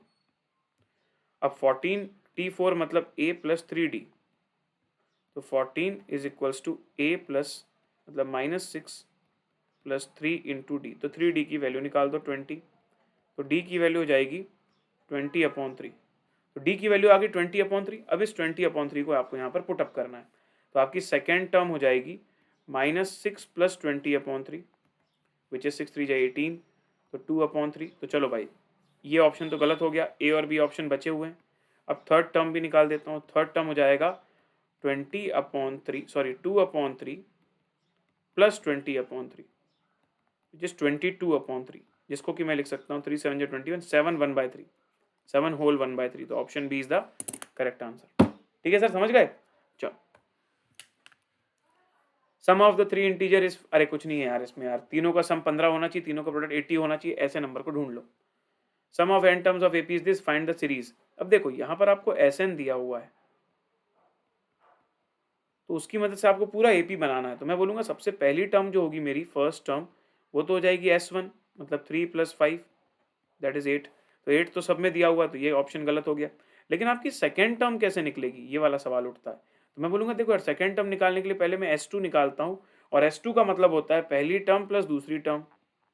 तो S2 की वैल्यू अगर निकलेगी कैलकुलेटर की मदद से, फॉर्मूले की मदद से, तो वो निकलेगी 3 इंटू 2 स्क्वायर, 3 इंटू 2 का स्क्वायर प्लस 5 इंटू 2 मतलब 4 3 जा 12 प्लस 5 2 जा 10 मतलब 22, तो ये हो जाएगा आपका 22। तो 22 is equals to first term 8 plus second term, तो सेकेंड टर्म का वैल्यू हो गया 14। तो कई बार बच्चे क्या सेकेंड टर्म को ही 22 बोल देते हैं, जबकि 22 तो पहले दो टर्म्स का सम है, तो सेकेंड टर्म तो 14 कहलाया ना दोस्त। और अगर पहला 8 कहलाया दूसरा 14 कहलाया, तो कॉमन डिफरेंस 6 का आ गया, मतलब AP जो है उसमें 6 6 6 6 से वैल्यू आगे बढ़ेगी। चलो अब ये पैटर्न का भी सवाल बहुत इंपॉर्टेंट है sir, number of numbers between 74 and 25,556। इसमें कहीं लिखा ही नहीं होता कि ये AP का क्वेश्चन है, लेकिन 74 से लेकर 25,556 तक जितने भी ऐसे नंबर्स हैं जो 5 से डिवाइड हो रहे हैं उनका सम करना है, उनके काउंटिंग बताना है। तो मैं बोलूँगा 74 के बाद जस्ट कौन सा ऐसा नंबर आएगा जो 5 से डिवाइड होगा, 74 के जस्ट बाद सर 75, और 25,556 के जस्ट पहले आएगा 25,555 जो आपका 5 से डिवाइड होगा। अब क्या होगा, 75 80 85 90 95 100 ऐसे करके पूरा AP आगे बढ़ता जा रहा है आपका। तो इस AP का पहला टर्म हो गया आपका 75, इस AP का nth टर्म आपका हो गया 25,555, और इस AP का कॉमन डिफरेंस आपका हो गया 5। अब सवाल ये उठता है कि n की वैल्यू क्या होगी। तो बहुत बढ़िया है सर, कोई दिक्कत नहीं, मैं निकाल देता हूँ इसको भी। तो 25,555 is equals to 75 plus n minus 1 into common difference d that is 5। Solve करेंगे कैलकुलेटर से। 25555 minus 75 divided by 5 plus 1 it is coming to 5097। कितना आ रहा है भाई? 5097, that is option B. The pth term of an AP is this. The find the sum of first n terms of an AP। भाई क्या दिक्कत है इसमें? सम ऑफ फर्स्ट n टर्म्स निकालना है, ठीक है। मुझे pth टर्म दिया हुआ 3p माइनस 1/6। सबसे पहले तो मैं तुमको बता दूं, अगर tp तुम्हारा 3p माइनस 1/6 है तो tn तुम्हारा 3n माइनस 1/6 हो जाएगा। अब अगर तुम इसमें sn निकालने जाते हो, sn निकालने सम ऑफ फर्स्ट n टर्म्स, तो ये हो जाएगा तुम्हारा n/2 first term plus nth term. अब इसको मैं यहाँ पर ओपन कर देता हूँ। n/2 फर्स्ट टर्म तो तुम निकाल भी सकते हो यहाँ से, t1 हो जाएगा 3 1 जा 3 माइनस 1/6 मतलब 2/6 मतलब 1/3 हो जाएगा 1/3 प्लस, या 2/6 भी रहने दो तो भी कोई प्रॉब्लम नहीं है, प्लस nth टर्म है तुम्हारा 3n माइनस 1/6। तो ये हो जाएगा 2 plus 3n minus 1 whole upon 6 into n/2। तो 2 माइनस 1 होता है, तो 3n प्लस 1 इंटू n/12 ये आपको देखना है। तो n/12 3n प्लस 1, ये रहा sir option B, n into 3n plus 1 whole divided by 12। ठीक है, ये तो कुछ क्वेश्चन ही नहीं है भाई, बहुत ही ईजी है, ये भी आप कर लोगे। अब तो मैं एक पैटर्न बता चुका हूँ। हाँ, ये क्वेश्चन अच्छा है। फर्स्ट टर्म ऑफ AP आपको 14 दिया हुआ है, सम ऑफ फर्स्ट 5 टर्म्स और फर्स्ट 10 टर्म्स जो हैं दोनों बराबर हैं वैल्यू में, लेकिन मैग्नीट्यूड में डिफरेंस है साइन का, एक नेगेटिव एक पॉजिटिव है। तो मैं ऐसा लिख देता हूँ -s5 is equals to s10। अब इसको ओपन करता हूँ, हो जाएगा n/2 2 इंटू ए, n/2 मतलब 5/2, 2 इंटू ए मतलब 28 प्लस 5n-1 मतलब 4 इंटू डी, और नेगेटिव बाहर लग जाएगा, इज इक्वल्स टू 10/2 मतलब n/2 2a मतलब 28 प्लस n-1 मतलब 9 इंटू डी। तो यहाँ पर 2 और 2 कैंसिल हो गए, 5 2 जा 10 हो गया, तो यहाँ 2 बच गया, तो ये बच गया -28 माइनस 4d, और ये हो गया आपका 56 प्लस 18d। बस अब इसकी मदद से d की वैल्यू एक बार निकाल दो। तो d की वैल्यू जाएगी 18 प्लस 4 मतलब 22d इज इक्वल्स टू 28 और 56 का सम विच इज -84। तो d की वैल्यू होगी -84/22 विच इज -42/11। अब आपसे पूछ रहा है कि थर्ड टर्म निकालो t3। तो t3 मेरा क्या हो जाएगा? t3 मेरा हो जाएगा a प्लस 2d, a है 14 plus 2 into -42/11, 42 into 2/11 should be subtracted from 14, तो ये आंसर आ रहा है 6.363636। अब ऑप्शंस को चेक कर लेता हूँ कौन सा ऑप्शन सही है। पहला ही ऑप्शन सही आ गया, 66 प्लस 70/11, 70/11 इज 6.363636 हो गया, चलेगा। चलो, sum of certain number is this, number of terms बता दो। अरे ठीक है यार, आपको देखो Sn की वैल्यू 52 दी और आपको n की वैल्यू बताना, वो 155 वाला क्वेश्चन सेम टू सेम हमने किया है। यहाँ पर भी बहुत ईजी सर, ये भी आपको आराम से बन जाएगा। ये भी डायरेक्टली सम ऑफ 17 टर्म्स निकालना है। इसके साथ AP हमारा होता है सर कंप्लीटली डन, और अब हम लोग जोरदार तरीके से चालू करने वाले हैं GP। ठीक है, तो पूरे एक्सरसाइज क्वेश्चन हो गए, एग्जाम्पल्स भी देख लिए, कॉन्सेप्ट भी कवर कर लिया हम लोगों ने पूरा AP का। मजा आया कि नहीं मजा आया? एक बार जल्दी से लाइव चैट में जोश दिखा दो। AP is done in 55 minutes. Yes, perfect. तो चलिए दोस्तों, अब शुरू करेंगे ज्योमेट्रिक प्रोग्रेशन का रिवीजन। तो लेट अस बिगिन। सबसे पहले सर, जैसा कि मैंने आपको स्टार्टिंग में भी बताया था, अरिथमेटिक प्रोग्रेशन में अरिथमेटिक वर्ड लिखा हुआ है, और अरिथमेटिक का रिलेशनशिप होता है प्लस और माइनस के साथ। और जब मैं ज्योमेट्रिक प्रोग्रेशन की बात कर रहा हूं तो वहां पर वर्ड लिखा हुआ है ज्योमेट्रिक, और जब आप ज्योमेट्रिक की बात करते हो तब आप बात कर रहे हो मल्टीप्लाई और डिवाइड की। तो यार देखो, सबसे पहले मैं लेता हूँ एक एग्जाम्पल, और उसके बाद ये पूरे पेज में लिखी हुई सारी चीजें आपको एक बार में समझ में आ जाएंगी। जस्ट इस एग्जाम्पल को पहले अच्छे से एक बार फोकस कर लो and you will get it completely. So let's say यहाँ पर हमने ले लिया 3, यहाँ ले लिया 6, यहाँ ले लिया 12, यहाँ ले लिया 24। अब नॉर्मली टेक्निकली ना जाकर नॉर्मली रूल बेस्ड देखें तो सर क्या हो रहा है, 3 में 2 मल्टीप्लाई किया तो 6 आ रहा है, 6 में 2 मल्टीप्लाई किया तो 12 आ रहा है, 12 में 2 मल्टीप्लाई किया तो 24 आ रहा है। मतलब पैटर्न वाइज अगर मैं आपसे बात करूं तो into two into two into two हो रहा है। मतलब अगर मैं आपसे नेक्स्ट टर्म पूछूं तो जल्दी बताओ क्या आनी चाहिए नेक्स्ट टर्म। सर अगर आप नेक्स्ट टर्म पूछोगे तो next term should be 48। Absolutely correct, बिल्कुल सर 48 होना चाहिए नेक्स्ट टर्म। ठीक है, ये हुई पहली बात। अगली बात यहां पर अगर हम ध्यान से देखें सर तो हमारी हर अगली टर्म और हर पिछली टर्म, हमारी हर अगली टर्म और हर पिछली टर्म का जो रेशियो है वो बराबर है। देखो जैसे अगर ये T2 है, ये T1 है, तो T2 मतलब सेकेंड टर्म 6, T1 मतलब फर्स्ट टर्म 3, ये देखो 2 आ रहा है। वही अगर मैं तुमसे बोलूं थर्ड टर्म और सेकेंड टर्म का रेशियो निकालो तो वो कितना आ रहा है, थर्ड टर्म और सेकेंड टर्म का रेशियो हो जाएगा 12/6, वो भी 2 आ रहा है। So that's what happening here कि आपका जो रेशियोज है वो कॉमन है। तो जिस तरीके से एपी में हम लोग कॉमन डिफरेंस की बात किया करते थे, यहां पर हम लोग बात करते हैं कॉमन रेशियो की। अब इस कॉमन रेशियो के अंदर भी सिंबल होगा आपका आर और उसका फॉर्मूला हो जाएगा any next term divided by any previous term. Simple, ठीक है। चल अब इसको थोड़ा फॉर्मेट वाइज लिखने की कोशिश करते हैं। 3 3 2 जा 6, 6 2 जा 12, 12 2 जा 24, 24 2 जा 48 एंड सो ऑन।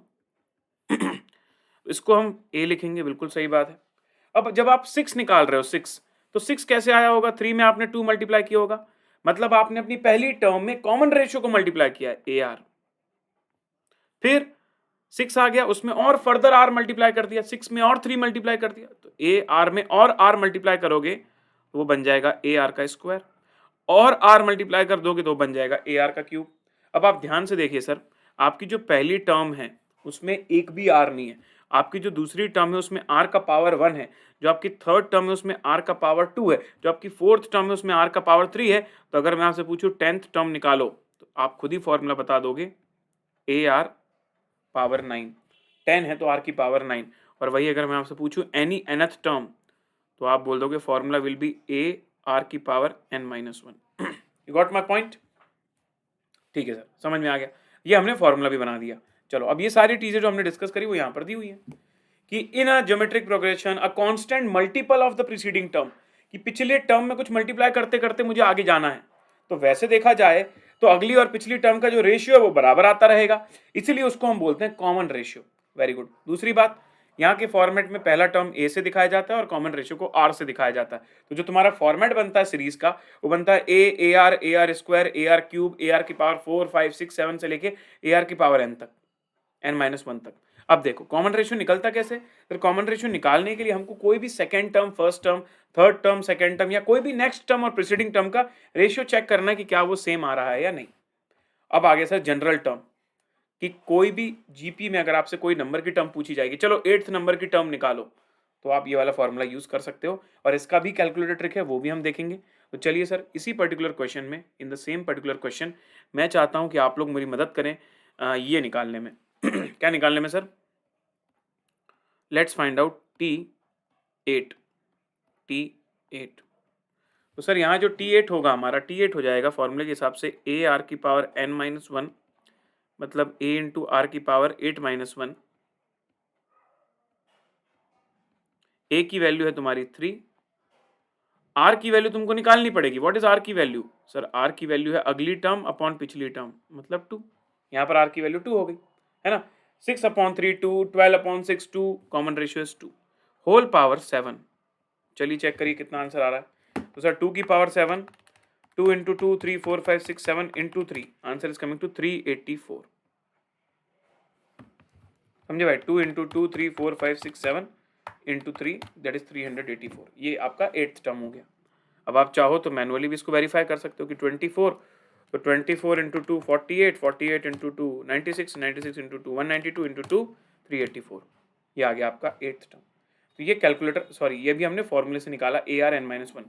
अब इसी चीज़ को अगर आपको कैलकुलेटर से निकालना है T8, तो पता आप क्या करोगे, आपका फॉर्मूला होगा आर, ए नहीं लिखते, जब हम एपी पढ़ते हैं तो कैलकुलेटर ट्रिक में सबसे पहले ए लिखते हैं, बट जब हम जीपी पढ़ते हैं तो कैलकुलेटर ट्रिक में सबसे पहले आर लिखते हैं। आर के बाद हम इनटू की बटन प्रेस करेंगे, इनटू के बाद हम प्रेस करेंगे पहला टर्म ए, और अब जो इक्वल दबाएंगे ना ये आपको सेकेंड टर्म दे जाएगा। तो यहाँ भी वही है, पहला इक्वल मतलब सेकेंड टर्म, फिर और इक्वल दबाओगे तो third term, fourth term, fifth term, sixth term, seventh term, eighth term.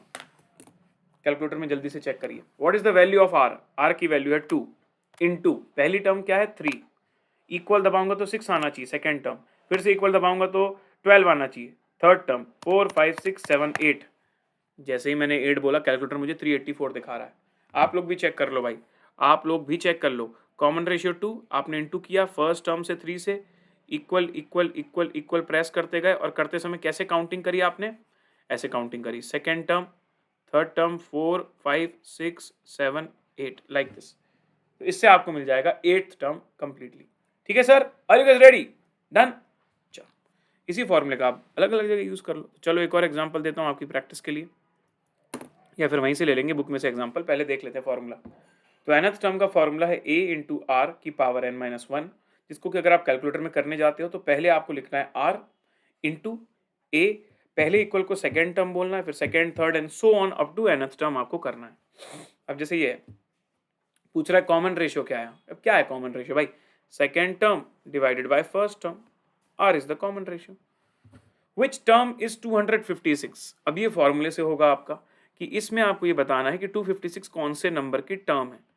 तो nth टर्म है तुम्हारा 256 के बराबर। nth टर्म का फॉर्मूला होता है a r raise to n-1, this is equals to 256। a की वैल्यू पता है 1, r की वैल्यू तुमको निकालनी पड़ेगी, r की वैल्यू हो जाएगी 2/1 भी 2 आ रहा है, 4/2 भी 2 आ रहा है, मतलब r की वैल्यू है 2 होल पावर n-1, n की वैल्यू ही तो नहीं पता मुझे 256, इसका मतलब 2 की power n-1 is equals to 2 की पावर 256 को क्या लिख सकता हूं मैं, 2 इंटू 2 3 4 5 6 7 8, 2 की पावर 8। जब आप दोनों को कंपेयर करोगे तो आपको पता चल जाएगा n-1 का वैल्यू 8 है, मतलब n का वैल्यू 9 के बराबर हो गया। Got it my dear friends, n की वैल्यू होगी 9। Next, insert 3 geometric mean between 1/9 and 9। अब 1/9 एक नंबर है, 9 एक नंबर है, दोनों के बीच में 3 ज्योमेट्रिक मीन डालने हैं। इसका मतलब समझ गए ना, दोनों के बीच में ऐसी 3 वैल्यूज ढूंढनी है जिनको अगर सबको ग्रुप कर दिया जाए तो ये पांचों मिलकर एक जीपी बना लें, जीपी बना लें, उन्हीं को 3 ज्योमेट्रिक मीन कहा जाएगा। तो फिर से वही तरीका जो हमने एएम या एपी में यूज किया था कि पहली वाली टर्म को ए मान लो 1/9, और 1 2 3 4 5 9 को मान लोगे फिफ्थ टर्म, और इसकी मदद से अब आर निकाल देना। तो T5 का फॉर्मूला होता है a इंटू आर की पावर 4, ये 9 के बराबर है, a की वैल्यू 1/9, r की वैल्यू 4 इज इक्वल्स टू 9, तो r की वैल्यू 4 हो गई तुम्हारी 81 के बराबर। तो बताओ r की वैल्यू क्या हो जाएगी, तो r की वैल्यू जाएगी 81 का पावर 1/4 तो ये हो जाएगा 81 का डबल रूट विच इज 3। अब कॉमन रेशियो 3 मिल गया, अब आप करते जाओ 1/9 इंटू 3 मतलब 3/9 है ना, तो 1/3 इंटू 3 तो 3, गड़बड़ क्यों हो गया, 3/9 तो 1/3 आना चाहिए, इंटू 3 करूंगा तो 1 आना चाहिए, इंटू 3 करूंगा तो 3 आना चाहिए, इंटू 3 करूंगा तो 9, मतलब ये 3 आंसर तुम्हारे आ गए 1/3 1 एंड 3, 1/3 1 3। ठीक है, चलो तो you have to insert 3 geometric mean between 1/9 and 9। 1/9 is the first term, 9 is the fifth term, बीच की 3 टर्म आपको निकालनी है, तो 1/3 1 एंड 3। आई होप ये आपको समझ में आ गया। ठीक है सर, चलो अब ये टाइप के क्वेश्चन हम नहीं करेंगे एग्जाम्पल वाले। अब आते हैं सीधे sir sum of first n terms of GP में। जिस तरीके से आप एपी में पहली 4 टर्म्स, पहली 5 टर्म्स इनको जोड़ के एक फॉर्मूले से निकाल देते थे, उसी तरह हम जीपी में भी कर सकते हैं। तो ये देखिए जीपी में, जैसे कि अगर मैं एग्जाम्पल लेता हूँ, तुम्हारे पास 4 इंटू 4 नहीं 3 से लेते 3, वही वाला 6 12 24। इसमें अगर मैं तुमसे बोलूँ कि चलो सम ऑफ फर्स्ट 4 टर्म्स निकालो, 4 टर्म्स, तो पहली 4 टर्म्स को तुम जोड़ दोगे, 3 + 6 + 12 + 24। बताओ मैनुअली क्या आया, पहले मैनुअली निकाला अपन ने, ठीक है, तो सर मैनुअली इसका आंसर आ गया 45। अब सवाल ये उठता है कि अगर इसे फॉर्मूले से निकालना हो तो क्या, तो इसका फॉर्मूला होता है a r raise to n minus one upon r minus one. तो सबसे पहले आर निकाल देता हूं मैं, what is the value of r, r is 6 upon 3 that is 2। तो अब अगर आपको S4 निकालना होगा तो ये हो जाएगा a r raise to n minus one upon r minus one, जिसमें कि ए की वैल्यू हो जाएगी तुम्हारी 3, आर की वैल्यू भी हो जाएगी 2, उसकी होल पावर n मतलब 4 minus one divided by 2 minus one. तो 2 इंटू 2 3 4 माइनस वन मतलब 15, तो 3 इंटू 15 डिवाइडेड बाय 1 मतलब 45 इज योर आंसर। क्या हो जाएगा, 45 will be your complete answer. ठीक है सर, 45 तो यही तो आया था सर, 45 यहाँ से और यहाँ से दोनों से देख लो आप, 45 ही मेरा आंसर था, इसमें तो कोई डाउट की बात है ही नहीं। ठीक है, चलिए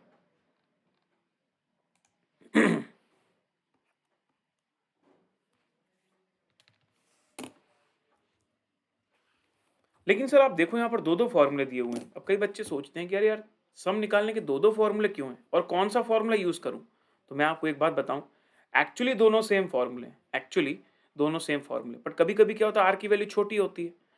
तो आर की वैल्यू छोटी होगी तो अगर आप आर में से 1 माइनस करोगे तो नेगेटिव वैल्यू आएगी। तो प्रॉब्लम कुछ नहीं है, अगर ऊपर नेगेटिव आएगा तो नीचे भी नेगेटिव आएगा r minus one, negative negative cancel हो जाएंगे। तो वैसा ना करते हुए उसको अवॉइड करने के लिए सेम फॉर्मूले को दूसरे तरीके से लिख दिया है। एक्चुअली देखा जाए तो दोनों एग्जैक्टली सेम फॉर्मूले हैं। देखो ना, आर की पावर एन माइनस वन और आर माइनस वन, और यहां पर है 1 माइनस आर की पावर एन 1 माइनस आर। दोनों में अगर आप माइनस कॉमन निकालते हो तो माइनस बाहर आके उल्टे हो जाते हैं, तो उल्टे होने के बाद भी उनकी वैल्यू तो सेम ही रहती है। समझ गए, तो फॉर्मूला बोथ आर सेम। लेकिन अब आपको मैं एक एग्जांपल दे देता हूं, मैं जो बोल रहा हूं ना आर की वैल्यू 1 से छोटी मतलब क्या। जैसे ये देखो आप, एक नंबर है 18, ठीक है, अगला नंबर है 9, अगला नंबर है 4.5, अगला नंबर है 2.25। क्या ये जीपी है? सर कैसे चेक करेंगे, कॉमन रेशियो चेक करो, आर की value second term upon first term 0.5, third term 4.5 upon second term that is also 0.5। तो तुम्हारा कॉमन रेशियो आ रहा है 0.5 0.5 0.5। तो ऐसे केस में अगर तुम आर की वैल्यू देखो तो देखो कॉमन आ रही है ना, ठीक है। लेकिन ये आर की वैल्यू 1 से छोटी है तो कोई बात नहीं, है तो जीपी ही, कोई प्रॉब्लम नहीं है। अब अगर मैं तुम्हें इसमें पूछूं कि S4 निकालो, S4, तो मैनुअली तुम निकालोगे 18 plus 9 plus 4.5 plus 2.25 which is coming to 33.75। By formula करते हैं हम लोग, तो बाय फॉर्मूला हो जाएगा ये a r raise to n minus one upon r minus one. तो ये हमने कर दिया, ए की वैल्यू 18, आर मतलब 0.5, 0.5 का power 4 minus one divided by 0.5 minus one. तो ये हो जाएगा आपका 0.5 into 2 3 4 minus one divided by 0.5, दोनों नेगेटिव नेगेटिव हैं। ऐसा मैं पूरा करके दिखा देता हूँ, 0.5 इंटू 2 3 4 मतलब 0.0625 minus one divided by minus 0.5 into 18। अब कोई प्रॉब्लम नहीं है, ऊपर भी नेगेटिव आ रहा है तो क्या हो गया, ऊपर मान लो तुम्हारा नेगेटिव आ रहा है 0.9375 नेगेटिव, और नीचे भी नेगेटिव 0.5 आ रहा है, फिर 18 मल्टीप्लाई हो रहा है, तो माइनस माइनस तो अल्टीमेटली प्लस ही हो जाते हैं। तो 0.9375 अपॉन 0.5 इंटू 18, आंसर तो भाई आ रहा है एग्जैक्टली 33.75, जो मैनुअली आ रहा था 33.75। अब क्या है, इसी क्वेश्चन को दूसरे फॉर्मूले से करके देखें, मतलब दूसरे वर्जन से, फॉर्मूला तो सेम ही है, ए 1 माइनस आर की power n upon 1 minus r. तो भी क्या फर्क पड़ना है, 18 1 माइनस 0.5 का पावर 4 अपॉन 1 माइनस 0.5। अब 18 का 18 हो गया, ये हो गया 1 माइनस 0.0625, नीचे हो गया 0.5। अब क्या हो गया, 18 इंटू 0.9375 डिवाइडेड बाय 0.5। तो अगर आप ध्यान से देखोगे तो आपका ये वाला और ये वाला, दोनों में सिर्फ क्या अंतर है कि यहाँ दोनों माइनस है, यहाँ दोनों प्लस है। अल्टीमेटली आंसर तो 33.75 ही आएगा। समझो ना आप इस बात को, are you getting my point?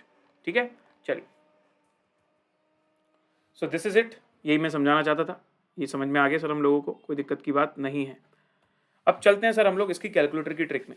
तो इसकी कैलकुलेटर की ट्रिक बिल्कुल आप एपी की तरह ही याद रखो। एपी में भी आप क्या करते थे, पहले आप nth टर्म निकालते थे, जहां तक का सम निकालना है वहां का nth टर्म निकाला, जीटी दबाया और प्लस ए कर दिया।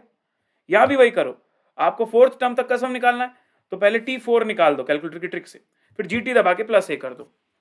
तो यही क्वेश्चन को अगर मैं कैलकुलेटर की ट्रिक से भी करता हूं, 18 9 4.5 2.25, इसी का S4 अगर मैं कैलकुलेटर की ट्रिक से भी निकालता हूं तो भी वही चीज आएगी, कोई अंतर नहीं आएगा। देखो कैलकुलेटर की ट्रिक के हिसाब से सबसे पहले आप लिखते हो R की वैल्यू को, फिर इनटू करते हो आप पहली टर्म को, फिर इक्वल इक्वल इक्वल इक्वल करके आपको GT करना है और बाद में प्लस ए और कर देना है ताकि सीधे सम मिल जाए। तो यहाँ कर दूंगा मैं R मतलब 2, सॉरी 2 नहीं 0.5, R की वैल्यू तो 0.5 आई थी ना, 0.5 into 18, second third fourth term GT plus 18 करके देखिए कितना आता है। तो 0.5 इंटू 18 234 GT प्लस 18, अरे सर ये तो एग्जैक्टली 33.75 फिर से आ गया। तो यही तो बता रहा हूँ, कैलकुलेटर ट्रिक से कर लो, फॉर्मूले से कर लो, मैनुअली कर लो, तीनों से आंसर सेम आ रहा है। चलिए अब एक इंपॉर्टेंट चीज आती है जो एपी में नहीं है सिर्फ जीपी में, that is infinite geometric series. क्या होता है दोस्तों, जब आपकी आर की वैल्यू 1 से छोटी होती है तो हर अगली टर्म छोटी होती जाती है। जैसे अभी जो मैंने एग्जांपल लिया था आपके पास, पहला 18 है तो अगला 9 हो गया, अगला 9 है तो उसके अगला 4.5 हो गया, उसका अगला 2.25 हो गया। तो जब आर की वैल्यू 1 से छोटी होती है तो आगे की वैल्यूज छोटी होती जाती है। एक काम करो, कैलकुलेटर लो, कैलकुलेटर में लिखो 0.5 आर की वैल्यू इंटू 18 लिखो और इक्वल को दबाते चलते हैं। इक्वल प्रेस किया 9 आया, 4.5 2.25 और छोटा किया 1.125, ऐसे करके इक्वल दबाते जाओ बहुत बार बहुत बार बहुत बार। थोड़ी देर के बाद देखना वैल्यू इतनी छोटी हो जाएगी कि बस 0 0 0 0 ही आगे बढ़ रहा होगा। थोड़ी देर के बाद तो बस 0 0 0 0 ही आगे बढ़ रहा है, आप इक्वल करते जाओ 0 0 0 ही आगे बढ़ता है। तो जब मेरी आर की वैल्यू 1 से छोटी होती है ना, तो एक लेवल के बाद जाके टर्म्स बढ़ना बंद हो जाती हैं, और वो तुम कितनी भी टर्म्स ले लो वो बढ़ना ही बंद हो जाएंगी। तो इनफाइनाइट तक भी निकाल लोगे तो भी एक रेस्ट्रिक्टेड सम की वैल्यू फिक्स हो जाती है, क्योंकि हर अगली टर्म 0 है तो सम तुम्हारा चेंज ही नहीं होगा। उसी को बोलते हैं सम ऑफ इनफाइनाइट ज्योमेट्रिक सीरीज। लेकिन ध्यान रहे सर, ये बात सिर्फ तभी अप्लाई हो सकती है जब तुम्हारी आर की वैल्यू 1 से छोटी हो। अगर आर की वैल्यू 1 से बड़ी हो गई ना तो फिर तो हर अगली टर्म बड़ी होती जाएगी ना, फिर वो रेस्ट्रिक्ट थोड़ी होगी, फिर तो वो और बड़ी होती जाएगी। तो फॉर्मूला बहुत इजी है, लेकिन लॉजिक में आपको इनकलकेट करना चाहता था कि sum of infinite geometric series सिर्फ और सिर्फ तब अप्लाई होता है जब आर की वैल्यू -1 से 1 के बीच में हो, मतलब उसका मैग्नीट्यूड 1 से छोटा हो। ठीक है, तो जैसे कि मान लो आपके पास निकालना हो आपको, वही वाला एग्जांपल है 18 9 4.5। अगर मैं इसमें बोलूँ तुमसे कि इनफाइनाइट तक की सम बता दो, तुम बता सकते हो? बता सकते हैं सर। a/1 माइनस आर, ए की वैल्यू 18 अपॉन 1 माइनस आर की वैल्यू 0.5, 18 अपॉन 0.5 मतलब कितना, 36। इसका सम 36 से बड़ा होगा ही नहीं, क्योंकि उसके बाद हर अगली टर्म जो उसमें सिर्फ जीरो ऐड हो रहा है, सिर्फ जीरो ऐड हो रहा है। It can not go beyond 36। Now अब जैसे ये है, find the sum of up to 8 terms. ठीक है, कोई दिक्कत नहीं। 1 इंटू 2 1 2 4 8, तो ए की वैल्यू हो गई 1, आर की वैल्यू हो गई 2 प्लस 2। तो S8 निकालने के लिए कर दूंगा मैं a 2⁻8 - 1 डिवाइडेड बाय 2 - 1। तो 2 into 2 3 4 5 6 2 into 2 3 4 5 6 7 8 - 1 255 is the answer. Next, sum of n terms 627 128 629। अब ये जो है स्पेशल टाइप के सवाल हैं, है ना, ये भी स्पेशल टाइप का सवाल है। इन टाइप के सवालों को हम कॉन्सेप्चुअली समझने के लिए पूरी पैटर्न के साथ कर चुके थे, लेकिन अब मैं आपको बताता हूँ, जब ये एक्सरसाइज में अभी लूंगा ना तो इसे ऑप्शन से करूंगा। अब मैं इतनी टेंशन नहीं लूंगा इसमें पूरा पूरा करने की। ठीक है, तो सीधे एक्सरसाइज में जंप करते हैं। ये देखिए 7th टर्म आपको निकालना है, कैलकुलेटर से सीधे कर सकते हो आप। 2 into 6 equal equal equal equal करके 7 टर्म, तो 2 इंटू 2 2 इंटू 6 2 3 4 5 6 7, 7th टर्म हमारी 384। समझे, याद रखने वाली बात ये कि कैलकुलेटर में पहले आर लिखना है फिर इंटू ए लिखना है। आर की वैल्यू क्या होती है, कॉमन रेशियो, अगली टर्म और पिछली टर्म का रेशियो, दैट इज 2। यहाँ पर देखो T8 निकालना हो गया, इसको नहीं करना, इसको भी करने की जरूरत नहीं है। हाँ, एक बार देख लो इस वाले को, कुछ खास बात है यहाँ पर। आर की वैल्यू बताओ क्या है सर? आर की वैल्यू है 64 अपॉन -128, मतलब -0.5। समझ रहे हो आप, -0.5 क्योंकि माइनस में ना। तो इसका अगर आपको T12 निकालना है तो इसको आप करोगे -0.5 इंटू -128 इक्वल इक्वल इक्वल से लेके 12th टर्म तक। तो 0.5 लिखा, प्लस माइनस की बटन दबाई तो वो नेगेटिव हो गया, इंटू 128 में भी नेगेटिव प्रेस कर दिया, फिर पहला इक्वल हो जाएगा सेकेंड टर्म, थर्ड टर्म, 4, 5, 6, 7, 8, 9, 10, 11, 12। मेरा आंसर आ रहा है 0.0625 पॉजिटिव। तो ये वाला ऑप्शन तो गलत हो गया, 16 भी गलत हो गया। 1/16 की वैल्यू क्या होती, कैलकुलेटर में चेक करो, 0.0625, मतलब option C is the correct answer. Done है। ठीक है बॉस, चलो अगला ये कर लोगे यार। फोर्थ टर्म हो गया, लास्ट टर्म मतलब T10 निकालना है। यहाँ पर एक जैसे सवाल है, यहाँ पर भी T7 निकालना है। यहाँ पर चलो ये वाला थोड़ा सा कर लेते हैं, क्योंकि यहाँ पर नंबर्स की जगह XYZ दिया हुआ है। तो पहला टर्म है x², और क्योंकि कॉमन रेशियो निकालने जाऊंगा तो second term divided by first term मतलब 1/x। तो आपका T31 कैसे निकलेगा, T31 हो जाएगा AR⁻n-1, मतलब a की जगह लिख देता हूँ x², r की जगह लिख देता हूँ 1/x, n-1 का मतलब 31 - 1, तो हो जाएगा x² इंटू 1/x की पावर 30, मतलब ये हो जाएगा 1/x की पावर 28, क्योंकि ऊपर वाला 2 नीचे आएगा तो 30 में से माइनस हो जाएगा। Option C is the correct answer. ठीक है, अगला sum of the series up to 7 terms. यहाँ पर S7 निकालना है आपको। S7 निकालने के लिए सबसे पहले हम लोग यार देख लेते हैं हमारी a और r की वैल्यू क्या है। a की वैल्यू -2, r की वैल्यू 6/-2 विच इज़ -3। अब आप S7 निकालो, चाहे फॉर्मूले से चाहे ट्रिक से। चलो एक बार फॉर्मूले से कर देते हैं। AR⁻n-1/r-1। तो a की जगह मैंने रखा है आपके पास -2, r की जगह रख दिया -3, -3 का पावर n मतलब 7 - 1 होल डिवाइडेड बाय -3 - 1। तो -2 ब्रैकेट ओपन, -3 की पावर 7 क्या होता है, इंटू 2, 3, 4, 5, 6, 7, -2187 -1 डिवाइडेड बाय -4। सॉल्व कर दो अब। 2188/4 इंटू 2 1094 नेगेटिव। क्यों नेगेटिव, क्योंकि ये दोनों नेगेटिव थे तो पॉजिटिव होगा, लेकिन ये बाहर भी नेगेटिव रखा हुआ है तो अल्टीमेट आंसर नेगेटिव आ गया। ठीक है। Next, the sum of the series up to this term 8 term, S8 निकालना है आपको। यहाँ पर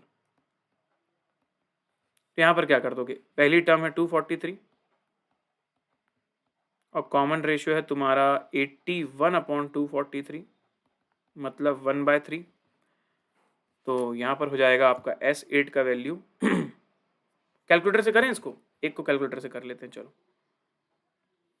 तो मैं लिख देता हूँ R की वैल्यू मतलब 1/3।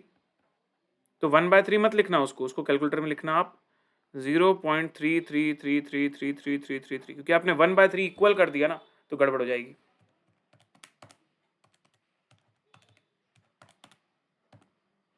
हाँ, ऐसा भी कर सकते हो आप कि आप यहाँ पर 1/3 लिखो, R की वैल्यू 1/3 ऐसे बटन करो प्रेस, 1/3 और उसके बाद इंटू फर्स्ट टर्म 243।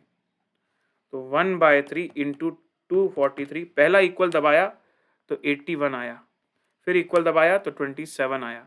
ऐसे करके ये हो गया third term, fourth, fifth, six, seventh, eighth. तो आपकी एट्थ टर्म आ रही होगी 0.11111। GT दबा दो और प्लस कर दो पहली टर्म 243, तो फाइनल आंसर आ जाएगा 364.444। अब यार ये सारे आंसर तो 36 के बेस में है, 364 तो आ ही नहीं सकते, तो none of this is the answer, क्योंकि और एक्चुअल आंसर इज 364.44। अभी देखो ना 36 होल 13/30, तो 36 पॉइंट कुछ आएगा ना इसका आंसर। इसका आंसर भी 36 पॉइंट कुछ आएगा।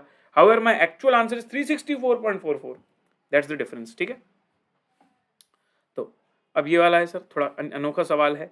इसमें भी आपके पास GP बन रहा है। अगर आप देखो 1/√3, फिर 1 हो गया, फिर 3/√3 हो गया, तो पहली टर्म हो गई आपकी 1/√3 हियर, और कॉमन रेशियो आपका हो गया 1 डिवाइडेड बाय 1/√3 मतलब √3। अब आपको निकालना है सम अप टू 18 टर्म्स। तो सम अप टू 18 टर्म्स हो जाएगा आपका a मतलब a, r मतलब √3 की पावर 18 - 1 डिवाइडेड बाय √3 - 1।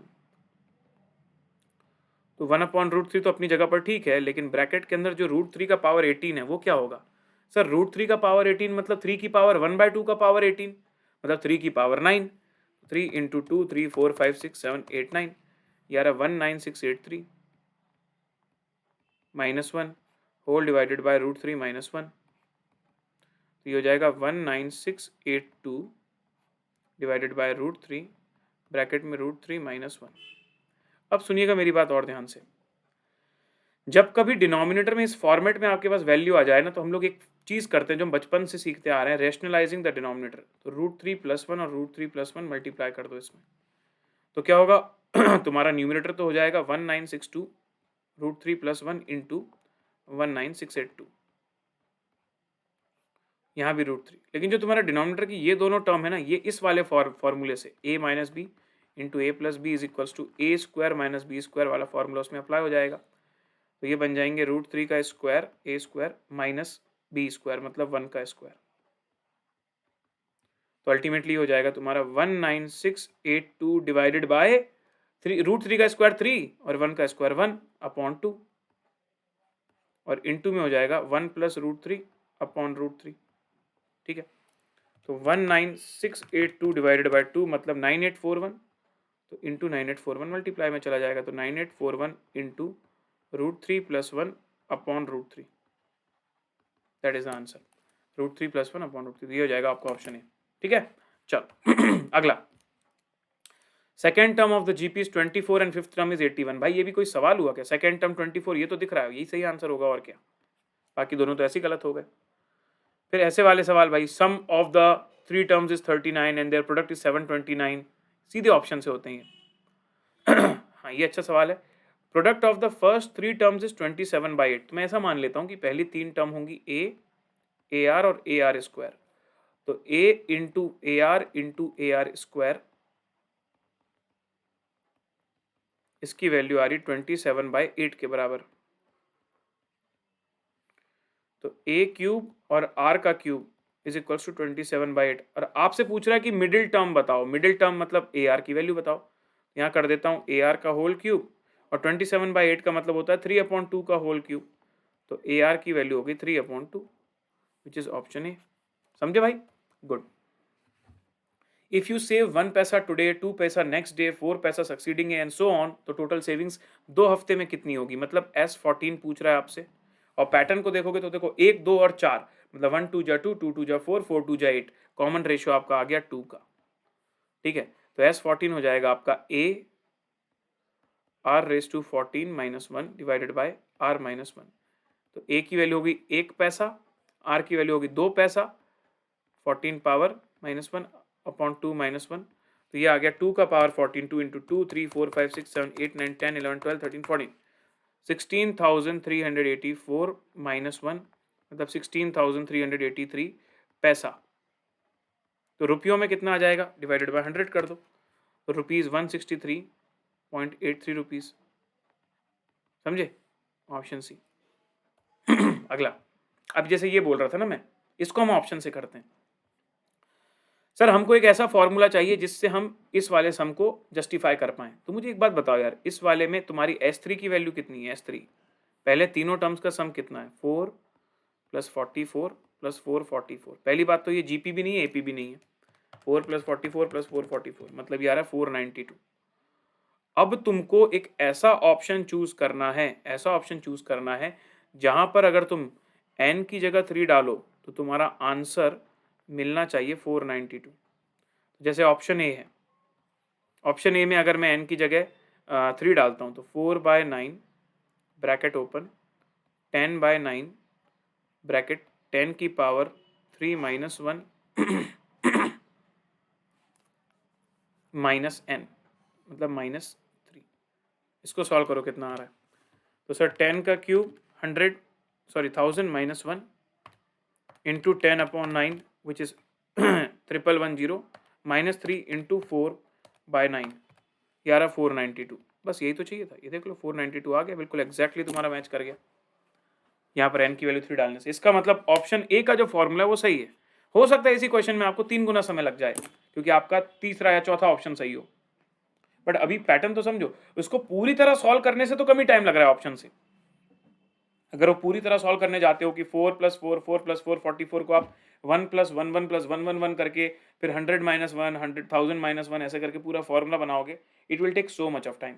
ठीक है, तो वो समझने के लिए ठीक था, लेकिन एग्जाम पॉइंट ऑफ व्यू से अब इसे ऑप्शन से करना ही बेहतर होगा। सिमिलरली ये वाला देखो, इसमें भी मैं यही करता हूँ। चलो बताओ S3 की वैल्यू क्या आ रही है?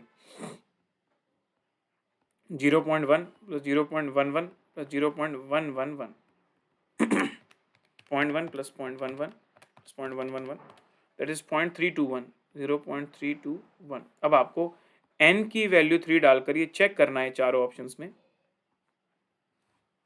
कि भाई साहब कहाँ पर आंसर 0.321 आ रहा है। जैसे ऑप्शन ए लिया मैंने तो 1/9 ब्रैकेट ओपन n की जगह डाला 3 माइनस 1 माइनस 0.1 का पावर 3 ब्रैकेट क्लोज। सॉल्व किया 0.1 का cube subtracted from 1 this entire thing is subtracted from 3 divided by 9 ये आ रहा 0.2223। तो ये ऑप्शन गलत हो गया। ऑप्शन बी में चलते हैं 1/9 ब्रैकेट ओपन n की जगह 3 रखा माइनस फिर माइनस 1 माइनस 0.1 की पावर 3 और इस पूरे का पावर सॉरी डिवाइडेड बाय 9। अब चेक करो 0.1 का cube subtracted from 1 divided by 9 this entire thing is subtracted from 3 तो 2.889 डिवाइडेड बाय 9 0.321। लो भैया आ गया। Option B is the correct answer. समझ गए? तो यही सबसे बेस्ट तरीका है इसको वेरीफाई करने का, सबसे बेस्ट तरीका। Now sum of first 20 terms of GP is 244 times the sum of first 10 terms. मतलब बोल रहा है कि आपका S20 जो है ना वो 244 टाइम्स है 10 टर्म्स का। तो R की वैल्यू बताइए क्या होगी कॉमन रेशियो। तो यार मैं ना इस इंफॉर्मेशन का यूज करने वाला हूँ। S20 का फॉर्मूला होता है ए आर की power 20 minus 1 upon r minus 1 और S10 का मतलब होगा ए आर की power 10 minus 1 upon r minus 1। अब यार a upon r minus 1 a upon r minus 1 तो कैंसिल हो गए, तो यहाँ बच गया आर की पावर 20 माइनस 1। सामने जो आर की पावर 10 माइनस 1 रखा हुआ है उसको इसके नीचे डाल दो, इक्वल में आ जाएगा 244। अब देखो एक फॉर्मूला होता है ना ए स्क्वायर माइनस बी स्क्वायर, तो यहाँ पर मैं कर सकता हूँ इसको आर की पावर 10 का होल स्क्वायर माइनस 1 का स्क्वायर आर की पावर 10 माइनस 1 इक्वल 244। तो ये हो जाएगा ए प्लस बी मतलब आर की पावर 10 माइनस 1 आर की power 10 plus 1 whole divided by r की power 10 minus 1 is equals to 244। ये दोनों कैंसिल हो गए तो आर की पावर 10 बचा आपका 243। तो बताइए आर की वैल्यू क्या आ जाएगी। तो 243 का 10th रूट 243 का 10th रूट मतलब हो जाता है √3 क्योंकि 3 का पावर 5 है ना, ये समझो ना। 243 इज व्हाट 243 इज 3 का पावर 5। तो आर की वैल्यू हो जाएगी 3 का पावर 5/10 मतलब 3 का square root. Answer option C is the correct answer. Sum of the series is 364। तो नंबर ऑफ टर्म्स बताइए भाई। S n is equal to 364 है तो एन की वैल्यू पूछ रहा है, कर देंगे बैक कैलकुलेट। ये भी प्रोडक्ट और सम वाला नंबर है भाई, इसका कुछ नहीं करना। सम ऑफ द सीरीज ये बताओ भाई, सम ऑफ द सीरीज ये तो बिल्कुल वही हो गया जो हमारा सबसे पहला क्वेश्चन था। तो ए की वैल्यू 1 आर की वैल्यू 2। अब आपको निकालना है एस एन। तो 1 2 raise to n minus 1 upon 2 minus 1 तो 2 to the power n minus 1 that is option A only. Sum of infinite GP पूछ रहा है तो ए की वैल्यू है 14 आर की वैल्यू -2 अपॉन 14 मतलब -1 अपॉन 7। तो एस इन्फिनिटी हो जाएगा आपका ए अपॉन 1 माइनस आर मतलब 14 अपॉन 1 माइनस -1/7। तो 14 अपॉन 7 1 जा 7 + 1 8/7 तो 8 × 7। तो ये हो गया आपका 12.25। अब मुझे चेक करना है कौन सा 12.25 है। ये रहा ऑप्शन बी इज द 12.25। फिर सम ऑफ इनफाइनाइट जीपी फिर से करना है, सेम टू सेम भाई आप कर लेना है इसको। नंबर ऑफ टर्म्स जिससे कि सम जो है आपका 8191 हो जाए। तो यहाँ पर भी वही बात है, एस एन की वैल्यू 8191 है और आपको एन की वैल्यू चेक करके बताना है कितना है। 4 ज्योमेट्रिक मीन बिटवीन 4 एंड 972 ये भी कर चुके हो इस टाइप का पैटर्न भाई। बीच में 4 टर्म है, पहली टर्म ये हो गई 4, 6th टर्म आपकी हो गई 972। इन दोनों की मदद से आर की वैल्यू निकाल देना। एक बार आर की वैल्यू मिल जाएगी तो पूरा जीपी फिल कर सकते हो आप, कंप्लीट कर सकते हो। ठीक है, तो ये हो गया हमारा ज्योमेट्रिक प्रोग्रेशन भी पूरा।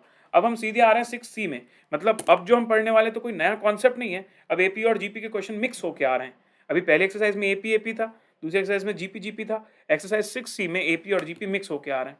ठीक है, अब देखो 3 numbers are in AP and their sum is 21। अगर आप उन नंबर्स में 1 5 और 15 जोड़ते हो तो वो जीपी बन जाते हैं। इजी सी बात है।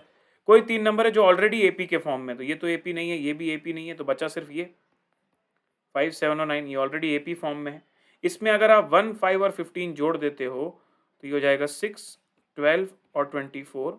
अब ये तीनों जीपी में कहलाएंगे। हाँ, जीपी में आ गए, मतलब पहला ऑप्शन सही है, दोनों कंडीशन को सेटिस्फाई कर रहा है।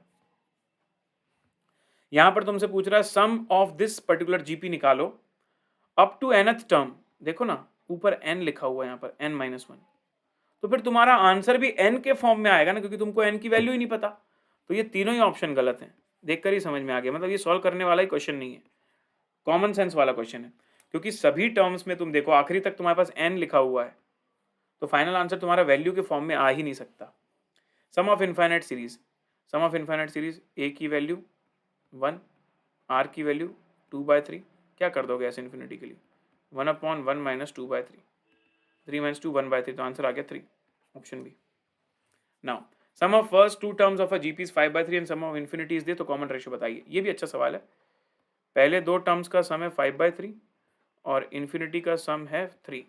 बताइए आर की वैल्यू क्या है? तो दोनों को ओपन कर देता हूँ। S2 को मैं लिख सकता हूँ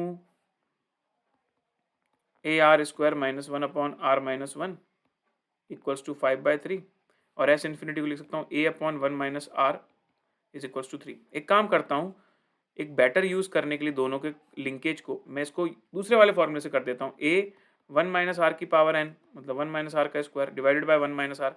ऐसा इसलिए किया ताकि ये A/1 माइनस आर की जगह मैं सीधे 3 डाल सकूँ। तो 3 1 minus r square is equals to 5/3, मतलब 1 माइनस आर स्क्वायर हो जाएगा तुम्हारा 5/9, मतलब आर स्क्वायर की वैल्यू हो जाएगी तुम्हारी 4/9, मतलब आर की वैल्यू हो जाएगी तुम्हारी 2/3 का प्लस माइनस 2/3। निकल तो गया भाई प्लस माइनस 2/3। अब यार हमारे पास देखो यहाँ पर माइनस भी दिया प्लस भी दिया है, क्योंकि इन्फिनिटी वाली सीरीज है तो माइनस यूज नहीं हुआ होगा, मतलब प्लस 2/3 ही तुम्हारा आंसर होगा। ठीक है, चलो PQR RN AP XYZ RNGP, इस तरह के सवाल आते हैं ना, तो आपको क्या ध्यान रखना है? ऐसे बोल देता कि ये 3 टर्म्स एपी में है, PQR ये एपी में है, तो इसका मतलब होगा कि आपका Q का वैल्यू जो है P प्लस R/2 के बराबर है। ऐसा भी बोल सकते हो, या फिर ऐसा भी बोल सकते हो भाई कि Q माइनस P की वैल्यू R माइनस Q के बराबर है। Second term minus first term is equals to third term minus second term. और इसको उल्टा भी लिख सकते हो, P minus Q is equals to Q minus R, दोनों में से माइनस कॉमन निकाल कर। ठीक है, चलो फिर आता है सर XYZ R इन GP, XYZ R इन GP, इसका मतलब y/x जो है तुम्हारा वो z/y के बराबर है। इसका मतलब तुम्हारा y² की वैल्यू को x इंटू जेड के बराबर भी बोल सकते हैं। बस अब इन इंफॉर्मेशन का यूज़ करके हमको ये वैल्यू निकालनी है। तो वैल्यू क्या निकालनी है? x का power q minus r, x का पावर r माइनस पी, और x का पावर p माइनस क्यू। अब जैसा कि आपको पता है कि p माइनस क्यू और q माइनस आर तो एक ही होता है, तो मैं काम करता हूँ, पहले वाले को x का पावर p माइनस क्यू ही लिख देता हूँ। अच्छा ये z है, सॉरी, और दूसरा वाला जो है y है, तो ये कर देता हूँ। और ये जो z वाली टर्म है ना, उसको भी इसके बाजू में लिख देता हूँ। दोनों p माइनस क्यू वाले हैं, और y को अलग छोड़ देता हूँ, r माइनस पी वाला। अब क्योंकि दोनों का पावर p माइनस क्यू है, तो मैं ऐसा लिख सकता हूँ x इंटू जेड का whole power p minus q, y की पावर r माइनस पी। अब x इंटू जेड को तुम y² लिख सकते हो, तो y का स्क्वायर का पावर p माइनस क्यू और y का पावर r माइनस पी। अब तुम लिख सकते हो y का power 2p minus 2q plus r minus P. तो 2p माइनस p बच जाएगा p, और प्लस हो जाएगा r माइनस 2q। अब तुमको ये भी पता है भाई कि अगर ये तीनों AP में है PQR, तो 2q की वैल्यू p प्लस r के बराबर होगी।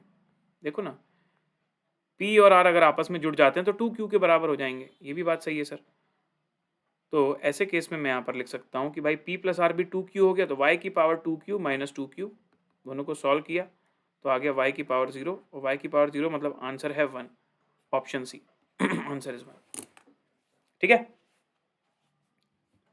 Next, the sum of three number of GP is 70 and if the two extremes multiplied each by 4 and mean by 5 the products are in AP then the numbers are। ये भी वही वाली बात होगी sir कि आपके 3 नंबर जो है उनका सम 70 वो खुद जीपी में है, उनके कॉर्नर वालों को मल्टीप्लाई करोगे, बीच वाले को मल्टीप्लाई करोगे तो बराबर आ जाएंगे। ये सारी चीज़ें डायरेक्टली ऑप्शन से कर सकते हो आप। ये भी उस तरीके का ही है जो फर्स्ट क्वेश्चन था हमारा। हाँ, ये अच्छा सवाल है। X y z are in GP, तो फिर से वही वाली बात है कि वाई स्क्वायर की वैल्यू एक्स इंटू जेड के बराबर कही जा सकती है। और दूसरा दिया हुआ है कि एक्स का पावर पी, वाई का पावर क्यू और जेड का पावर सिग्मा बराबर है। ऐसे केस में हम लोग चैप्टर 1 को याद करते हैं, रेशियो प्रोपोर्शन। इन सभी को के बराबर कर दिया, तो एक्स की वैल्यू आ गई के की पावर 1/p, वाई की वैल्यू आ गई के की पावर 1/q और जेड की वैल्यू आ गई के की पावर 1/सिग्मा। ठीक है, बस अब 1/p, 1/q एंड 1/सिग्मा के बीच में क्या रिलेशनशिप है ये आपको पता करना है। तो मैंने बोला एक काम करता हूँ, यहाँ से एक्स वाई जेड की वैल्यूज़ को इस वाली इक्वेशन में पुट कर देता हूँ, वाई स्क्वायर वाली में। तो वाई स्क्वायर मतलब के की पावर 1/q का होल स्क्वायर, एक्स मतलब के की पावर 1/p, जेड मतलब के की पावर 1/सिग्मा।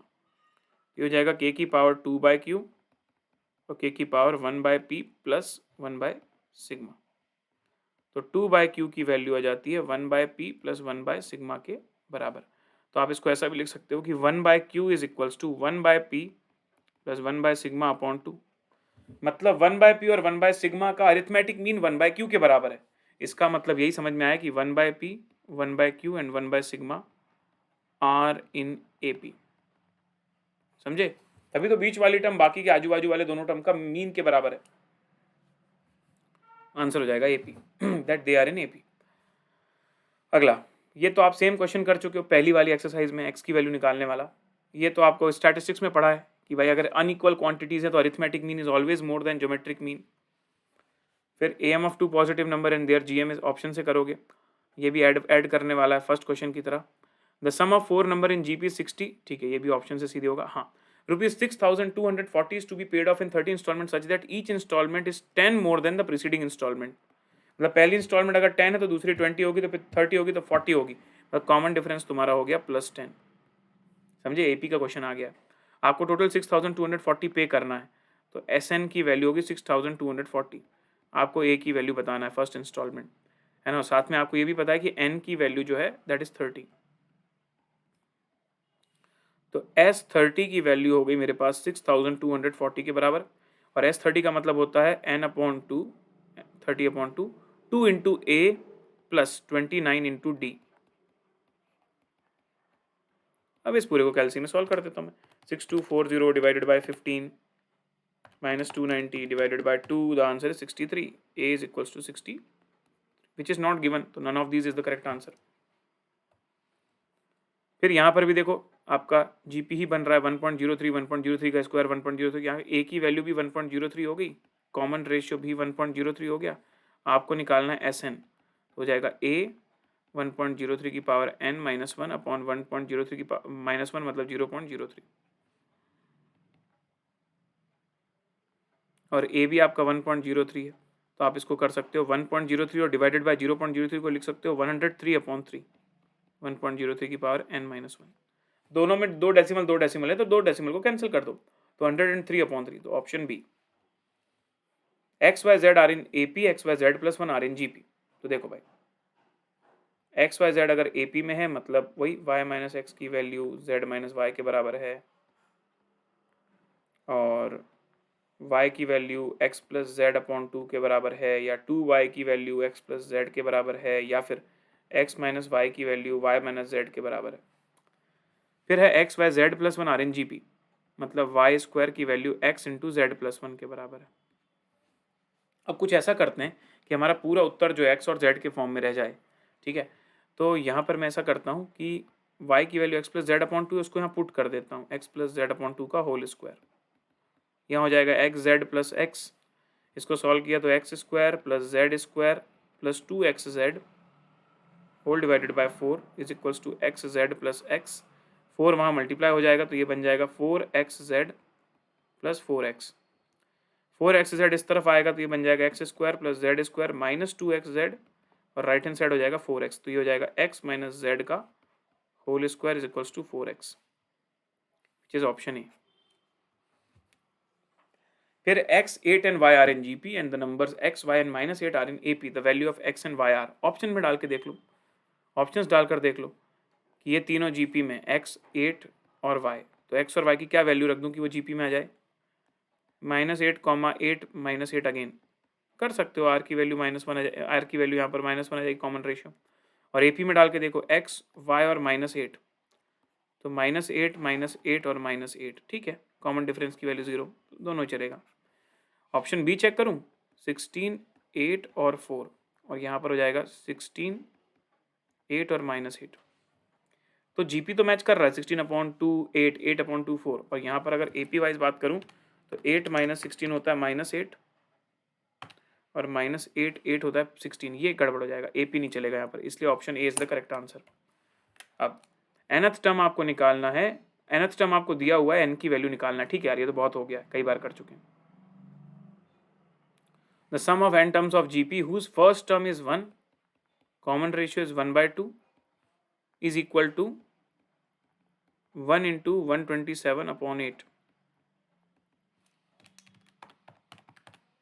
मतलब 255/128। तो बताइए कि n की वैल्यू क्या होगी, ठीक है ना भाई, ऑप्शन से भी कर सकते हो, ऐसे डायरेक्टली भी कर सकते हो, क्योंकि ये एक जीपी है, तो Sn का फॉर्मूला हो जाएगा a, मतलब 1/2 की power n - 1 upon 1/2 - 1 is equals to 255/128, ठीक है।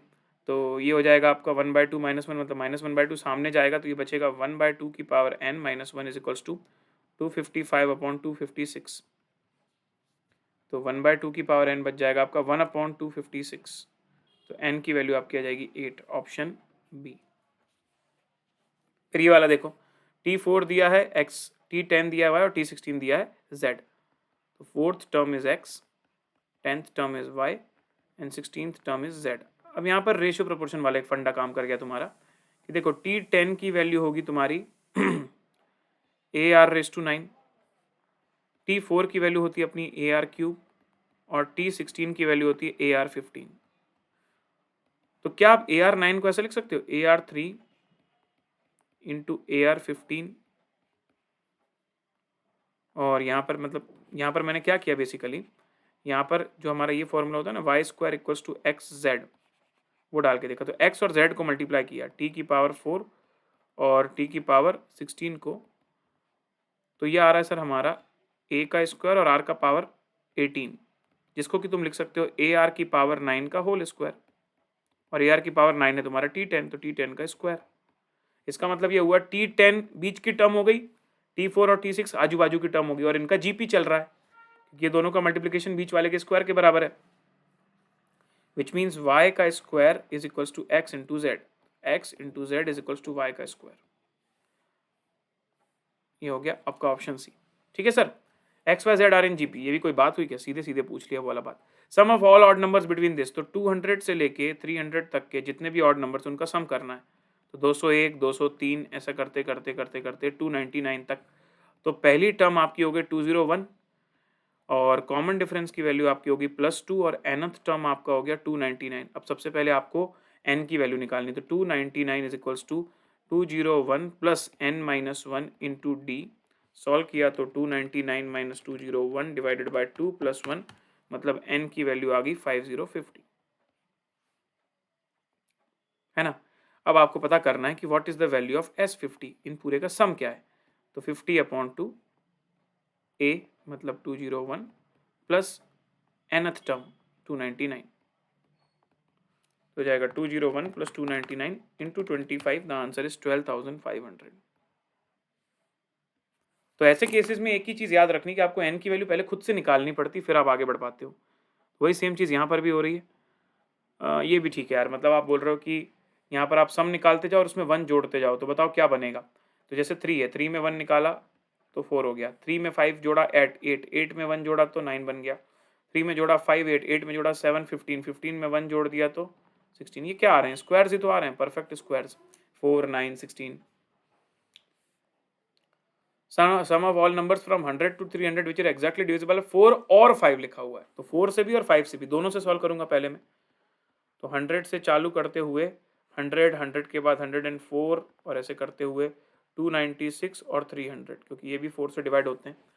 तो ऐसे केस में पहली टर्म हो जाएगी 100, कॉमन डिफरेंस हो जाएगा +4, और nth टर्म हो जाएगी 300, तो nth टर्म मतलब 100 plus n minus 1 into common difference that is 4 is equal to 300।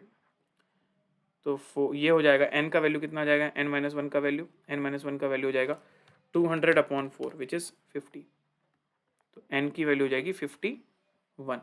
अब आपको निकालना है S51। तो S51 हो जाएगा 51 upon 2 first term plus last term, 100 plus 300 into 51 upon 2 which is 10,200 that is your S51। Similarly ये तो हो गया आपका डिविजिबल बाय 4 वाला पार्ट। अब डिविजिबल बाय 5 वाला पार्ट करते हैं, तो वो बनेगा 100, 105 से लेकर 295, 300 तक। तो ए की वैल्यू 100, डी की वैल्यू प्लस 5, nth टर्म हो जाएगा 300, तो ये हो जाएगा 100 plus n minus 1 into 5 is equals to 300। तो ये हो जाएगा 5 into n minus 1 is equals to 200। तो n की वैल्यू क्या आ जाएगी भाई, n माइनस 1 की वैल्यू 40, तो n की वैल्यू 41 आई गेस। तो अब आपको निकालना है S41 which is 41 divided by 2 first term plus last term, तो ये आ रहा है 8200। तो अगर मैं दोनों को जोड़ दूं 8200 और 10,200 जो कि आ रहा है 18,400, तो वो गड़बड़ हो जाएगा। पता क्यों? क्योंकि आपने इसमें दो चीज़ों को काउंट कर लिया, जो 4 से डिवाइड हो रहे हैं उनको भी काउंट कर लिया, 5 से वो भी कर लिया, लेकिन साथ ही साथ कुछ ऐसे नंबर है जो दोनों में कॉमन है, जो 4 से भी होते हैं 5 से भी होते हैं, वो दो दो बार काउंट हो गए। तो ऐसे नंबरों को हटाना पड़ेगा। तो ऐसे नंबर जो दोनों से डिवाइड हो जाते हैं वो कहलाते हैं डिविजिबल बाय 20। सोचो ना आप, जो नंबर 20 से डिवाइड हो रहा है वो 4 से भी डिवाइड होगा और 5 से भी डिवाइड होगा। तो इसकी एक सीरीज बना देता हूँ, 100, 120, 140 से लेकर 300 तक। ठीक है, तो ये हो जाएगा आपका ये यहाँ पर आपको फिर से n निकालना पड़ेगा। a की वैल्यू 100 हो गई, कॉमन डिफरेंस की वैल्यू प्लस 20 हो गई, तो tn की वैल्यू 300 हो गई। तो 300 is equals to 100 plus n minus 1 into 20, है ना। तो ये हो जाएगा 300 माइनस 100 डिवाइडेड बाई 20 प्लस 1 मतलब 11, n की वैल्यू 11। तो अब आपको S11 निकालना है, तो S11 हो जाएगा आपका 11 upon 2 first term plus last term, ये हो रहा है 2200 बस। अब आपको इन सब को आपस में जोड़ के कॉमन वाला माइनस करना है। तो आपका फाइनल आंसर जो आएगा वो आएगा 4 से डिविजिबल होने वालों का सम कितना 10200, 5 से डिविजिबल होने वाले का सम कितना 8200, कितने कॉमन है उनका सम कितना 2200, उतना निकाल दो। तो 10200, 8200 माइनस 2200, answer is 16200, that is option C. ठीक है सर, चलो यही सेम चीज़ आपको क्वेश्चन 26 में भी करनी है, वो नहीं बता रहा मैं, ये वाला हम ऑलरेडी कर चुके हैं, इंस्टॉलमेंट वाला क्वेश्चन, ये भी इंस्टॉलमेंट वाला ही क्वेश्चन है। ये तो कंपाउंड इंटरेस्ट का क्वेश्चन आ गया। यहाँ पर देखो गड़बड़ दे दी, population of the country grow कर रही है 2% से, तो बताइए 10 साल में कितना ग्रो करेगी। तो भाई 55 करोड़ को 10 साल में ग्रो करोगे तो कितना आएगा 1.02 इंटू 2 3 4 5 6 7 8 9 10 इंटू 55, तो यार 67.04 करोड़। तो पता नहीं ऑप्शंस में कहाँ 6700 करोड़ तक पहुँच गया, इसलिए none of this is the answer. इसके साथ हम लोगों ने एक्सरसाइज 6C के भी सारे क्वेश्चंस कंप्लीट कर लिए हैं, और उम्मीद करता हूं भाई कि आप लोगों का ये सेशन जो है बहुत जोरदार रहा। उम्मीद करता हूं आपको बहुत ज़्यादा मज़ा आया कि हमने पूरा APGP चैप्टर कंप्लीट कर लिया है। अब सुनिएगा मेरी बात ध्यान से, जैसे आपके CA फाउंडेशन के पेपर खत्म होते हैं उसके तुरंत बाद सर इंटर की रिजल्ट, फाउंडेशन का रिजल्ट आने से पहले आपके लिए एक वार्म अप बैच आने वाला है सर जनवरी 2022 में, और इस warm up batch for CA intermediate में आप लोग एनरोल कर सकते हो और अपने समय का बहुत अच्छा उपयोग कर सकते हो। तैयार रहिएगा, फटाफट बढ़िया तैयारी करो, और मैं चाहता हूँ कि सभी के सभी बच्चे वार्म अप में भी आएँ और फिर रेगुलर क्लास में भी आएँ। ठीक है, तो ये सारी फीचर्स हैं हमारे बैच के। और अनअकैडमी CA इंटरमीडिएट का सब्सक्रिप्शन भी अलग से होता है सर, जिसका चार्जेस आपके सामने, जो कि आप ले सकते हो भाई, कोई दिक्कत नहीं है। एंड CA फाउंडेशन की स्कॉलरशिप टेस्ट होती हैं, उनको भी अटेंड कीजिए भाई। Use code CA Pranav. Thank you so much. Don't forget to subscribe, bell icon press करना ना भूलें, लाइक एंड शेयर करना भी ना भूलें sir. So that was all from my side guys, thank you so much, hope you really enjoyed, bye bye, take care, very good night, और कल वापस मिलेंगे भाई अगले टॉपिक के साथ शार्प एट 9-10 PM।